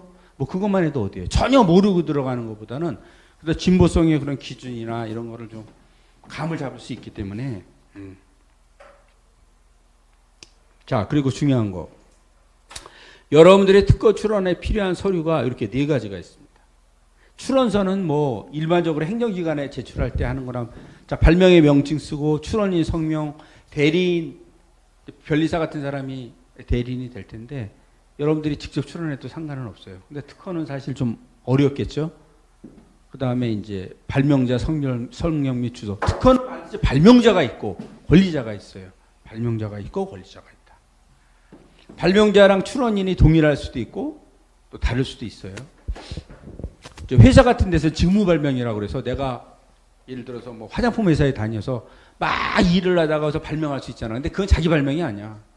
직무 발명이라고. 그 회사의 월급을 받고 거기서 일하면서 생긴 발명이기 때문에 발명자는 나야. 그렇지만 출원인은 회사가 되는 경우가 많아요. 그 대신 회사에서는 여러분들한테 보상을 해주는 거예요. 그게 직무 발명 제도거든요. 여러분들이 물론 개인 발명하면 상관없지. 예, 하지만 이제 그런 경우가 있다. 그래서 발명인하고 출원인이 다른 경우도 있고 같은 경우도 있다. 또 여러분들이 친구랑 동업을 하면 보통 출원하면은 근데 A란 친구가 발명을 했으면 이제 본인이 들어가고 출원할 때 공동 출원인으로 들어갈 수 있어요. 그죠? 명세서는 아까 말씀드렸죠? 공개를 하기 위해서 발명의 명칭이나 왜냐하면 어떤 사람이 얌체처럼 특허는 받고 싶어 하는데 자기 기술 내용을 공개하기 싫어할 수 있잖아. 그래서 말을 막 어려운 용어로 쓰거나 생략하거나 함축적으로 쓰거나 그러면 되겠습니까? 제3자가 그걸 보고 용이하게 실시해야 되는데 안 되겠죠. 그래서 법에서 딱 만들어놨어. 명세서는 이렇게 써라. 이게 이렇게 만들어놓은 거예요. 이게 기본입니다. 물론 여기 한 페이지로 돼 있지만 수십 장이 되겠죠. 그래서 발명의 명칭이 뭐다. 자전거면 자전거, 항균용 마스크면 마스크 이렇게 쓰고 기술 분야, 배경 기술, 발명의 내용이 이제 핵심 구성이 되는 거고 그게 어떻게 해서 이게 항균작용을 가지게 되는 건지 뭐 그런 구체적인 구성이나 효과를 쓰고요. 도면이 있으면 도면을 붙이게 돼 있고 그다음에 청구항도 자기 권리 범위에 대해서 또 적게 돼 있습니다. 그리고 도면이 있는 경우도 있고 없는 경우도 있어요. 기계장치 쪽은 도면이 들어가는데 화학 쪽은 도면이 없을 수도 있어요. 그런 경우 생략을 합니다. 화학 쪽 물질 발명 같은 거, 뭐 화학식 같은 것도 들어갈 수는 있는데 의무적인 사항은 아니에요. 요약서가 들어갑니다. 특히 여기서 핵심이 되는 게 특허 명세서가 되겠죠. 이 명세서를 보고 심사관들은 신규성이 있는지 진보성이 있는지를 찾게 되는 거예요. 그러니까 여러분들이 명세서를 잘 써야 돼요. 명세서를 엉터리로 쓰면 그건 거절이 되는 거예요. 한 번에 소명 기회는 줍니다. 심사관이 바로 거절 때리지는 않고 한 번에 소명 기회. 의견 제출 통지서라고 해요. OA라고도 하고. 자, 이거 당신의 명세서를 썼는데 일본의 선행 기술이 유사한 게 있습니다. 이 내용이 불명확합니다. 이렇게 의견 제출이 와요. 그때 소명을 해야 돼. 그 소명이 해소가 안 되면 최종적으로 거절이 되는 거예요. 그래서 명세서의 구성을 보면 발명의 명칭을 적고요. 명칭이 왜 중요합니까? 심사관이 특허청에 약 한 500명에서 한 그 정도 인원이 있는데 각 분야별로 심사관이 다 있다. 바퀴를 출원했어도 이 바퀴가 오토바이 바퀴인지 이 종류에 따라서 완전히 분류가 달라져. 그죠?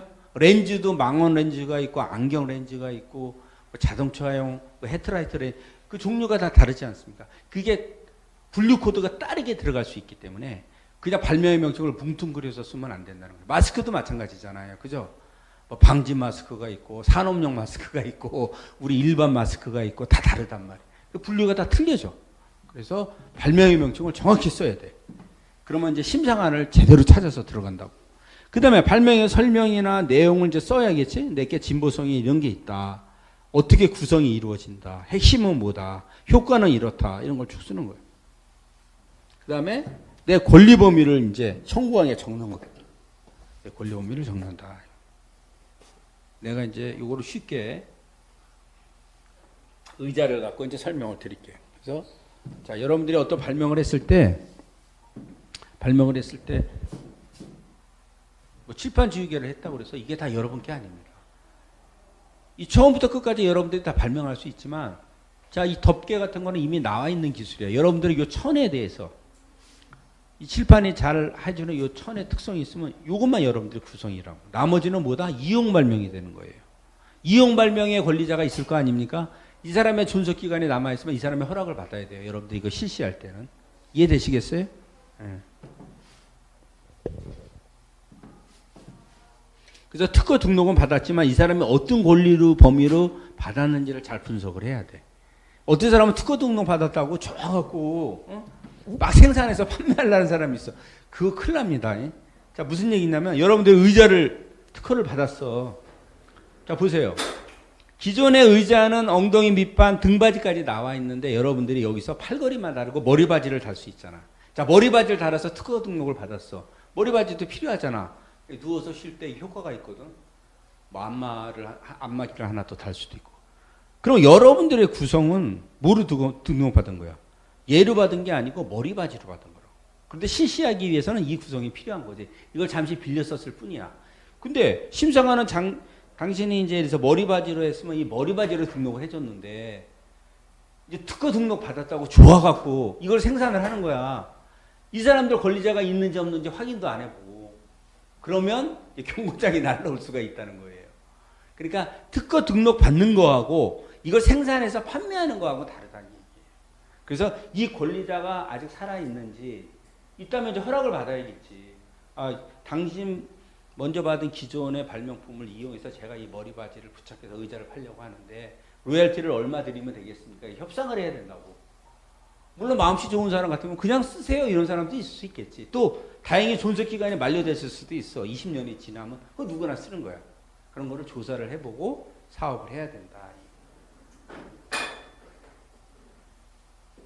물론 처음부터 끝까지 여러분들의 전부 권리가 될 수도 있지만 그런 경우는 아주 드물어요. 대부분이 여러분들이 발명하는 거는 이용 발명일 가능성이 높아요. 그렇지 않습니까? 그 일부 구성의 힌트를 얻어갖고. 이제 마스크 같은 것도 이제 환경 기능에 대해서 여러분들이 특허 발명을 받으면 마스크 자체는 이미 오래전에 나왔겠지. 그건 아마 존속 기간이 만료가 됐을 거예요. 그러니까 마스크 쓰는 거는 문제가 없고 그 환경 기능에서 또 여러분들하고 이제 대척점이 되는 특허가 있는지를 살펴봐야겠지. 자, 그래서 명세서가 발명의 명칭, 기술 분야, 배경 기술, 발명의 내용, 도면이 있으면 도면을 붙이고 실시회를 붙이고 청구항 이렇게 구성이 되는데 보통 이렇게 씁니다. 그래서 방법으로도 추론할 수 있고 장치 뭐 이렇게 여러분들이 원하는 목적물에 대해서 특허에 대해서 발명의 명칭을 만들 수 있다. 자, 우리가 칠판 지우개 자체로 특허받을 수도 있지만 이 칠판 지우개를 만드는 공정의 특이성이 있으면 그 공정이나 방법으로 받을 수도 있고 이 칠판 지우개를 만드는 기계 장치로도 받을 수 있다는 거지. 그렇잖아요? 네. 다양하게 받을 수 있다. 기술 분야나 보험 발명을 칠판을 지우는 지우개에 관한 것이다. 이렇게 명시를 간단하게 썼지만 이걸 써야 심사관들이 알고 내용을 이제 파악할 수 있다. 배경기술은 종래의 어떤 문제점을 좀 쓰는 거예요, 사실은. 그런 문제점이 있었는데, 왜냐하면 내가 특허를 했다면 어떤 기존에 불편한 점이 있었을 거 아니에요. 완벽한데 특허 발명했겠어요? 기존에는 이런 게 발명이 됐는데 지우개도 잘 안 지워지고 색깔이 변색이 되고 뭐가 있었을 거 아니에요. 그거를 나는 이렇게 개선이 됐다. 그거를 어디에 쓰는 거다? 발명의 내용에 적는 거예요. 그래서 여기 보면 해결하고자 하는 과제는 이제 목적이야. 그러니까 기존의 칠판은 이러이러한 지우개는 문제가 있었는데 우리는 칠판을 좀 더 매끄럽게 잘 지우게 하는 지우개를 만드는 데 목적이 있다. 과제 해결 수단은 상기 기술적 과제를 달성하기 위해서 나는 어떠한 화학적인 약품을 여기에 첨가를 했다. 뭐 이런 게 있겠죠. 그랬더니 더 잘 지워지더라. 빠른 시간 안에. 뭐 이런 게 이제 있을 거야. 그 조성물이 핵심이 되겠지. 효과는 뭐 이렇게. 그랬더니 너무 깨끗하고 색깔도 변색도 안 되고 냄새도 안 나고 인체에 무해한 먼지도 안 나고 뭐 이렇게 쭉 적는 거지. 그 다음에 내 청구 보면은 이제 이 칠판 지우개 중에서 어떤 부분이 되겠죠.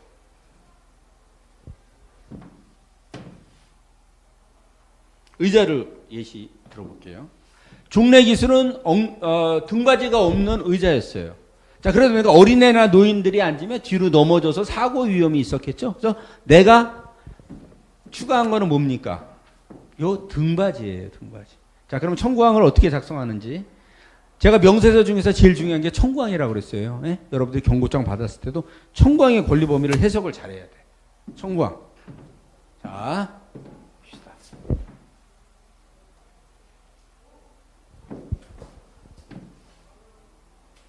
발명의 명칭은 등판이 있는 의자가 될 거고 기술 분야는 이렇게 됩니다. 배경 기술은 사용하기에 여러 가지 불편한 점이 있어요. 최고로 간략하게 쓴 거야. 자, 내가 해결하고자 하는 과제는 뭡니까? 아까 말씀드렸지만 중심을 잃고 뒤로 미끄러지거나 넘어지는 거 문제가 있었다. 그래서 핵심은 요거죠. 어떻게 밑판, 다리, 상기 밑판 일치게 부착돼서 등을 받쳐주는 등판 이렇게 구성하는 걸 목적으로 한다. 이런 장점이 있다. 그 다음에 실시에는 또 뭐냐면 팔걸이를 붙일 수도 있고 머리바지를 붙일 수도 있고 바퀴를 붙일 수도 있고 실시에를 쭉 달았어. 그리고 청구항을 이렇게 작성을 하는 거지. 자, 보세요. 청구항 1항을 보통 독립항이라고 하는데 가장 필수 구성 요소로만 돼 있어요. 밑판, 다리, 등판 이렇게 돼 있어요. 1항으로 끝날 수도 있어. 근데 2항을 붙였어. 왜 그럴까? 이걸 종속항이라고 해요. 1항으로 될 수도 있는데 만약에 심사관이 서치를 했더니 밑판, 다리, 등판이 있는 거 있으면 얘는 여기서 게임 끝이야. 죽는 거야. 모르잖아요. 우리가 심사관이 아니니까. 그래서 만약에 청구항 1항만으로 등록받으면 제일 좋지. 권리 범위는 아주 넓을 거야. 근데 야, 이걸 찾을 수 있으면 그 다음에 내가 어떻게 돼? 살아나기 위해서 팔걸이도 붙여보자. 심사관이 이걸 찾으면 이걸 병합할 수 있거든. 병합할 수가 있는 거야. 그 다음에 또 팔걸이 찾을 수도 있잖아. 그걸 대비해서 나는 뭐야? 바퀴도 한번 달아보자. 또 바퀴도 찾았네? 그러면 난 뭐야? 머리바지도 달아보자 이거지. 이렇게 청구항을 만드는 게 가장 이상적이에요. 응? 종속항을 만들어야. 왜냐하면 이 1항만으로 가면 너무 불안해. 심사관이 죽이기가 쉬워. 찾기가. 이건 만만하게 봐.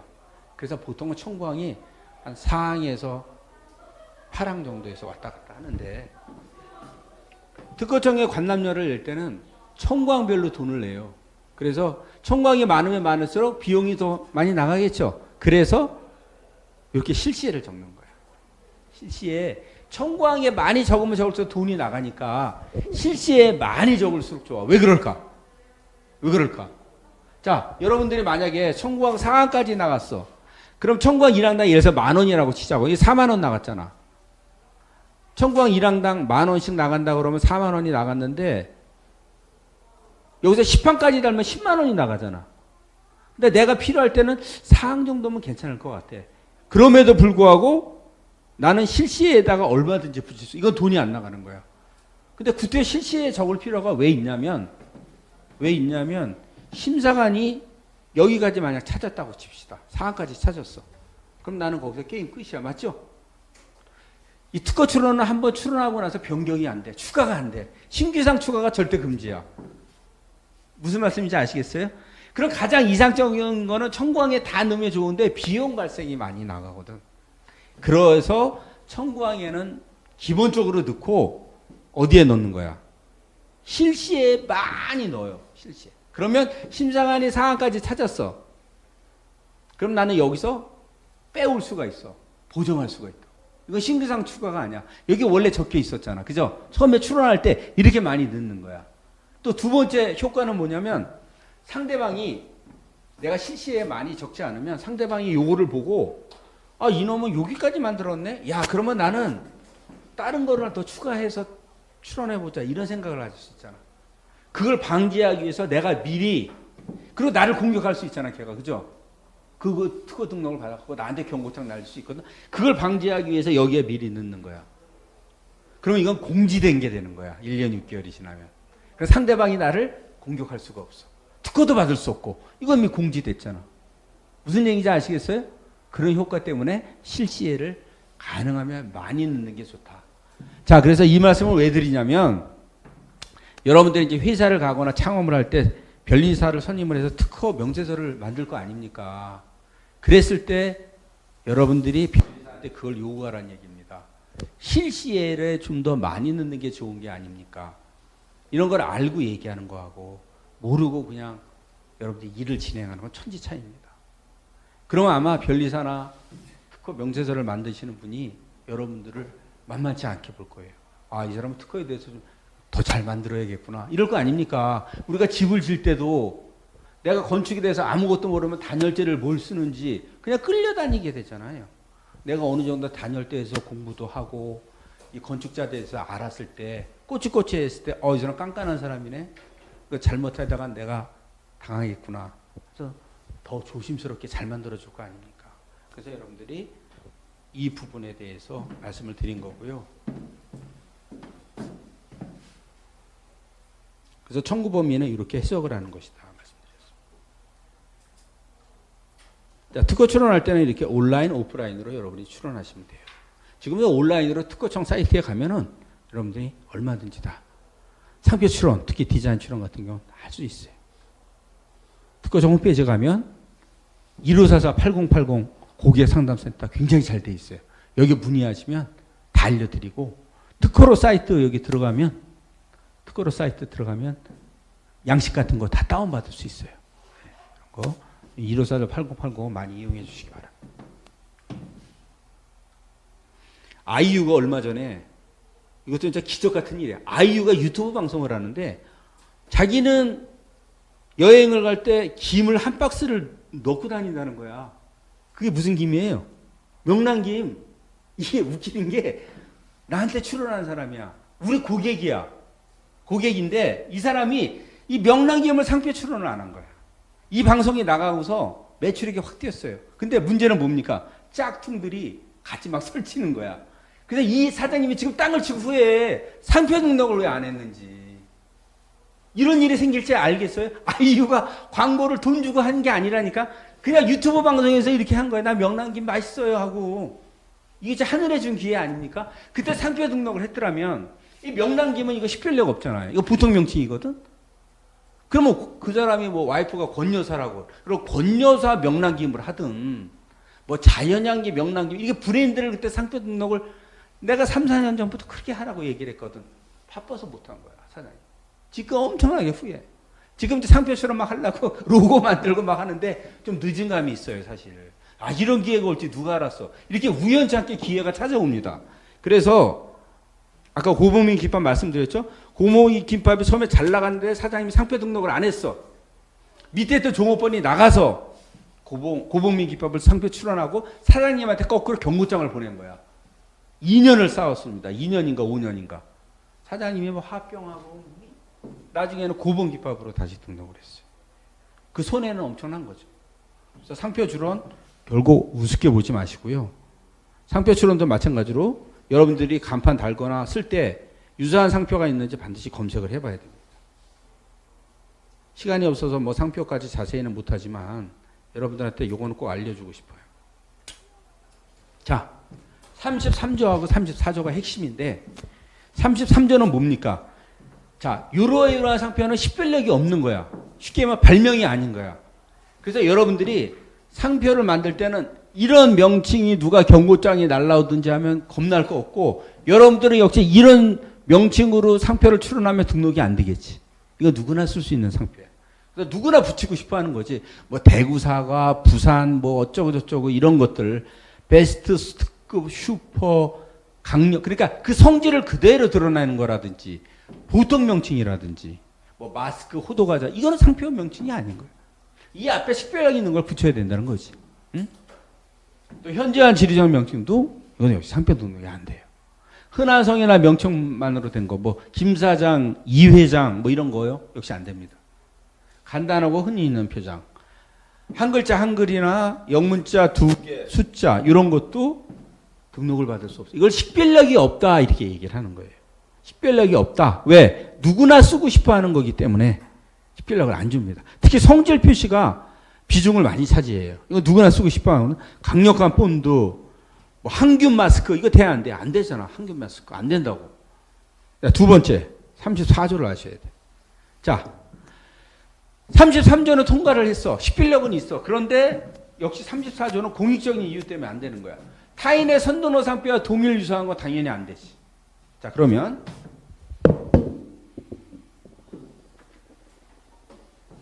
신라공탕이라고 했잖아. 신라공탕. 내가 이걸 하고 싶어. 검색을 딱 했더니 이렇게 있어. 음식점으로 신라성공탕. 영문으로. 나 이거 등록받을 수 있어 없어요? 출원하면 될까 안 될까? 자, 등록받을 수 있다 손 들어보세요. 나는 한글이고 얘는 영문으로 SILRA. 자, 등록받을 수 있다. 손 들어보세요. 자신 있게. 등록받을 수 있다. 나머지 없는 거예요? 네, 이거 등록받을 수 없습니다. 왜? 왜가 칭호가 유사하면 등록이 안 돼요. 영문, 일본어 다 상관없어. 칭호가 신라는 알잖아, 신라. 그럼 이거 될까 안 될까 이거? 신라공탕. 이건 돼 안 돼? 역시 유사하니까 안 돼. 이해되시겠어요? 네. 그러니까 검색어를 넣을 때 이것만 넣으면 안 되겠지. 여러 가지로 SYLRA도 넣어보고 SEELRA도 넣어보고 검색어를 넣어요. 그 얘기입니다. 그래서 34조만 하면 끝나니까. 자, 타인의 선도노 상표, 당연히 내가 상표 출원할 때 식별력은 통과가 됐어. 이게 다가 아니고 검색을 해봐서 유사한 상표가 있으면 안 되는 거야. 어? 내가 홍길동 마스크로 하고 싶은데 이미 홍길동 마스크가 있어. 그럼 내가 그거 업을 하면 어떻게 해? 내가 이제 손해배상 그 경고장 먹는 거지. 그런 위험이 있다. 저명한 타인의 성명이나 명칭 써도 안 돼. 뭐 김연아 미용실 이런 거 안 돼요. 저명한 타인. 내 이름이 김연아라 하더라도 상표 등록 못 받습니다. 저명한 사람이 존재한다면. 국기, 국장, 올림픽, 월드컵 마크 이런 거 상표에 쓸 수 없어요. 미스 코리아 마크. 내가 뷰티숍을 하면서 그런 거 뭐 미스 유니버스 왕관 못 씁니다. 상표 등록 안 돼요. 그 협회나 단체에서 날라옵니다. 여러분들한테. 국가 인정 종교나 저명한 고인과 관계를 허위로 표시하거나 이들을 비방 모욕하는 것도 안 됩니다. 허준 인삼차 뭐 이런 거. 그럼 허준 동의보감과 뭔가 연관이 있나 이렇게 오인운동을 불러일으킨다든지 뭐 국가나 인종, 종교회적인 거. 예전에 이제 제가 상표 출원할 때 부처님 상인데 비누로 들어온 거야. 될까 안 될까? 안 되죠. 큰일 나죠. 비누가 마모되잖아요. 이 종교단체에서 보면 난리 납니다. 예수님을 비누로? 안 됩니다. 그런 거. 그 다음에 막 욕설, 마피아, 일반적인 도덕관념의 선량한 분석에 어긋나거나 공공의 질서에 해칠 우려가 있는 상표. 자, 제가 굉장히 짧게 했는데 상표 등록을 받을 때 33조는 당연히 안 되고 34조도 통과를 해야 되는구나. 이 두 개만 요건이 되면 일단은 상표 등록 가능성이 높아요. 물론 여러분들 키프리에서 검색을 해야 되겠죠. 자, 그러면 여기서 상표 등록 받을 수 있는 게 딱 한 가지가 있어요. 한번 골라보세요. 딱 한 가지. 뭐가 될까? 제가 강의 들었으면 이거 딱 짚어야 돼. 에? 자, 맛있는 해장국 돼 안 돼? 돼 안 돼? 이거 상표 등록 안 되잖아. 맛있는 아까 뭐랬어? 성질 표시잖아. 맛있는 부드러운 비누, 잘나는 약품. 이게 직감되는 건 안 된다니까. 직감되면 안 돼. 자, 두 번째 돼 안 돼? 보들보들한 비누 안 되잖아. 직감되면 안 되고 암시적인 표정이 좋은 거야. 암시적인 거. 그게 예술적인 표정이라고. 어? 자, 세 번째 돼, 안 돼? 안 되잖아. 아까 현저한 지리적 명칭 안 되지? 네 번째 돼, 안 돼? 이율이 저명하잖아. 저명한 연예인 이름 쓰면 안 돼요. 자, 니그로 스포츠 될까 안 될까? 니그로는 흑인을 비하하는 거예요. 아까 얘기했죠? 인종, 종교, 모방하거나 그런 거 비하하거나 안 됩니다. 뭐 양키, 루스케 이런 거 다 안 돼요. 그럼 두 가지 남았네. 뭐가 될까? 베스트? 베스트 수학 될까 안 될까? 베스트도 있고 최고, 원더풀, 베스트, 굿 안 된다니까. 안 돼. 남성공업사가 된다. 자, 그런데 재밌는 거는 남성공업사는 좋은 상표일까? 남성 스포츠는 상표에 등록 가능성은 높아요. 그렇지만 우리가 상표를 볼 때, 자 보세요.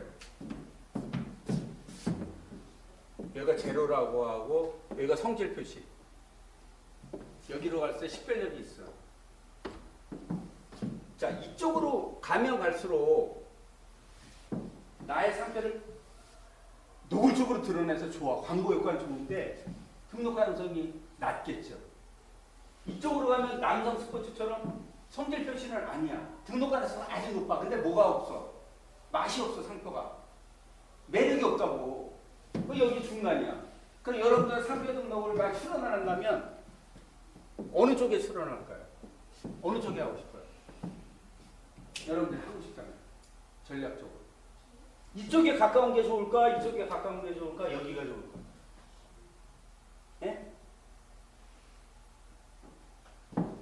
어디가 좋아요? 요 지점이 가장 좋습니다. 요 지점 정도. 그러니까 성질 표시인 것 같으면서도 아니. 자, 여기 이제 바닷가에 가면 간장게장집 이거 됩니까? 안 됩니까? 돼요? 안 돼요? 안 되죠? 마파람에 개는 감시 이런 표현이 있더라고. 마파람에 개는 감시. 돼지가 우물에 빠진다. 맞죠? 돼지고기집이네? 느끼게 하면서도 심장안이 잡을 수가 없는 거야. 이게 직감이면 성질 표시로 자를 텐데 이게 암시적인 거야. 이런 표정이 아주 좋아요. 맞습니다. 그래서 여러분 이제 브레인에 대해서 많이 좀 공부를 하셔야겠지. 내 직감되는 거는 위험하다. 등록이 안 된다. 물론 여기서 도용을 갈 수도 있어요. 근데 도용보다는 문자 상표가 좋다는 걸 말씀을 드립니다. 왜? 왜 문자가 좋을까? 문자는 많이 회자가 되잖아, 사람들이. 그러니까 많이 알려질 수가 있지. 도용은 이걸 어떻게 설명할 거야? 등록률은 높지만 사실 또 그런 단점이 있는 거야. 마지막으로 이건 디자인인데 이 사람이 조명동을 출원하려고 그랬어. 근데 날짜를 보세요. 2012년 7월 27일 날 저한테 왔어요. 제가 디자인 심사할 때. 자, 그럼 저희는 인터넷을 서치하겠죠? 2012년 7월 27일 이전에 이 표정하고 비슷한 거 있으면 얘는 죽는 거야. 맞죠? 난 찾겠죠. 심사관은. 근데 이 사람이 블로그를 2012년 4월 달에 올렸더라고. 그러면 조명등이 있을까 없을까? 난 찾았죠. 찾아봤죠. 있을까 없을까? 나오죠. 쇼스 모양, 꿀이 있네. 그래서 이거는 얘에 의해서 거절됐어요. 자기 거에 의해서. 그래서 제가 아까 말씀드린 게 그겁니다. 절대 그 어떤 아이디어가 있을 때 미리 블로그나 이런 데 자랑질하지 마라. 항상 출원하기 전에 조심하라는 게 바로 이런 얘기고요. 마지막으로 여러분들한테 이제 상표나 디자인이나 특허로도 보호받을 수 없지만 내가 그래도 뭐라도 이건 어떤 아이디어가 있을 때 캐릭터가 됐든 뭐가 됐든 보호받을 때 저작권위원회에 이렇게 간단하게 등록하는 사이트 들어가면 가격도 저렴하고 여기 그냥 파일 전송하면 돼요. 모르시면 여기도 콜센터가 있습니다. 1800-545를 물어보시면 그 사람들이 뭐뭐뭐 제출하십시오. 그럼 최소한 저작권으로라도 여러분들이 보호를 해서 여러분들이 앞으로는 이 시간 이후로는 지식재산권에 대해서 사안마다 특허만 생각할 게 아니고 이걸 때로는 디자인으로, 상표로, 저작권으로, 부경법으로 종합적으로 생각할 수 있는 마인드가 있어야 여러분들이 사회를 나갔을 때 그런 어떻게 보면 장글과 같은 맹수와 같은 이런 세계에서 여러분들을 지킬 수 있다. 꼭 이걸 유념하시기 바랍니다. 또 질문 있으면 질문 받고 끝내도록 하겠습니다. 질문 있어요? 자, 제가 명함을 여기 몇 장 남기고 갈 테니까 나중에 제 메일이나 필요하신 분들은 제 명함을 가져가시기 바랍니다. 자, 이상 강의를 마치겠습니다. 감사합니다.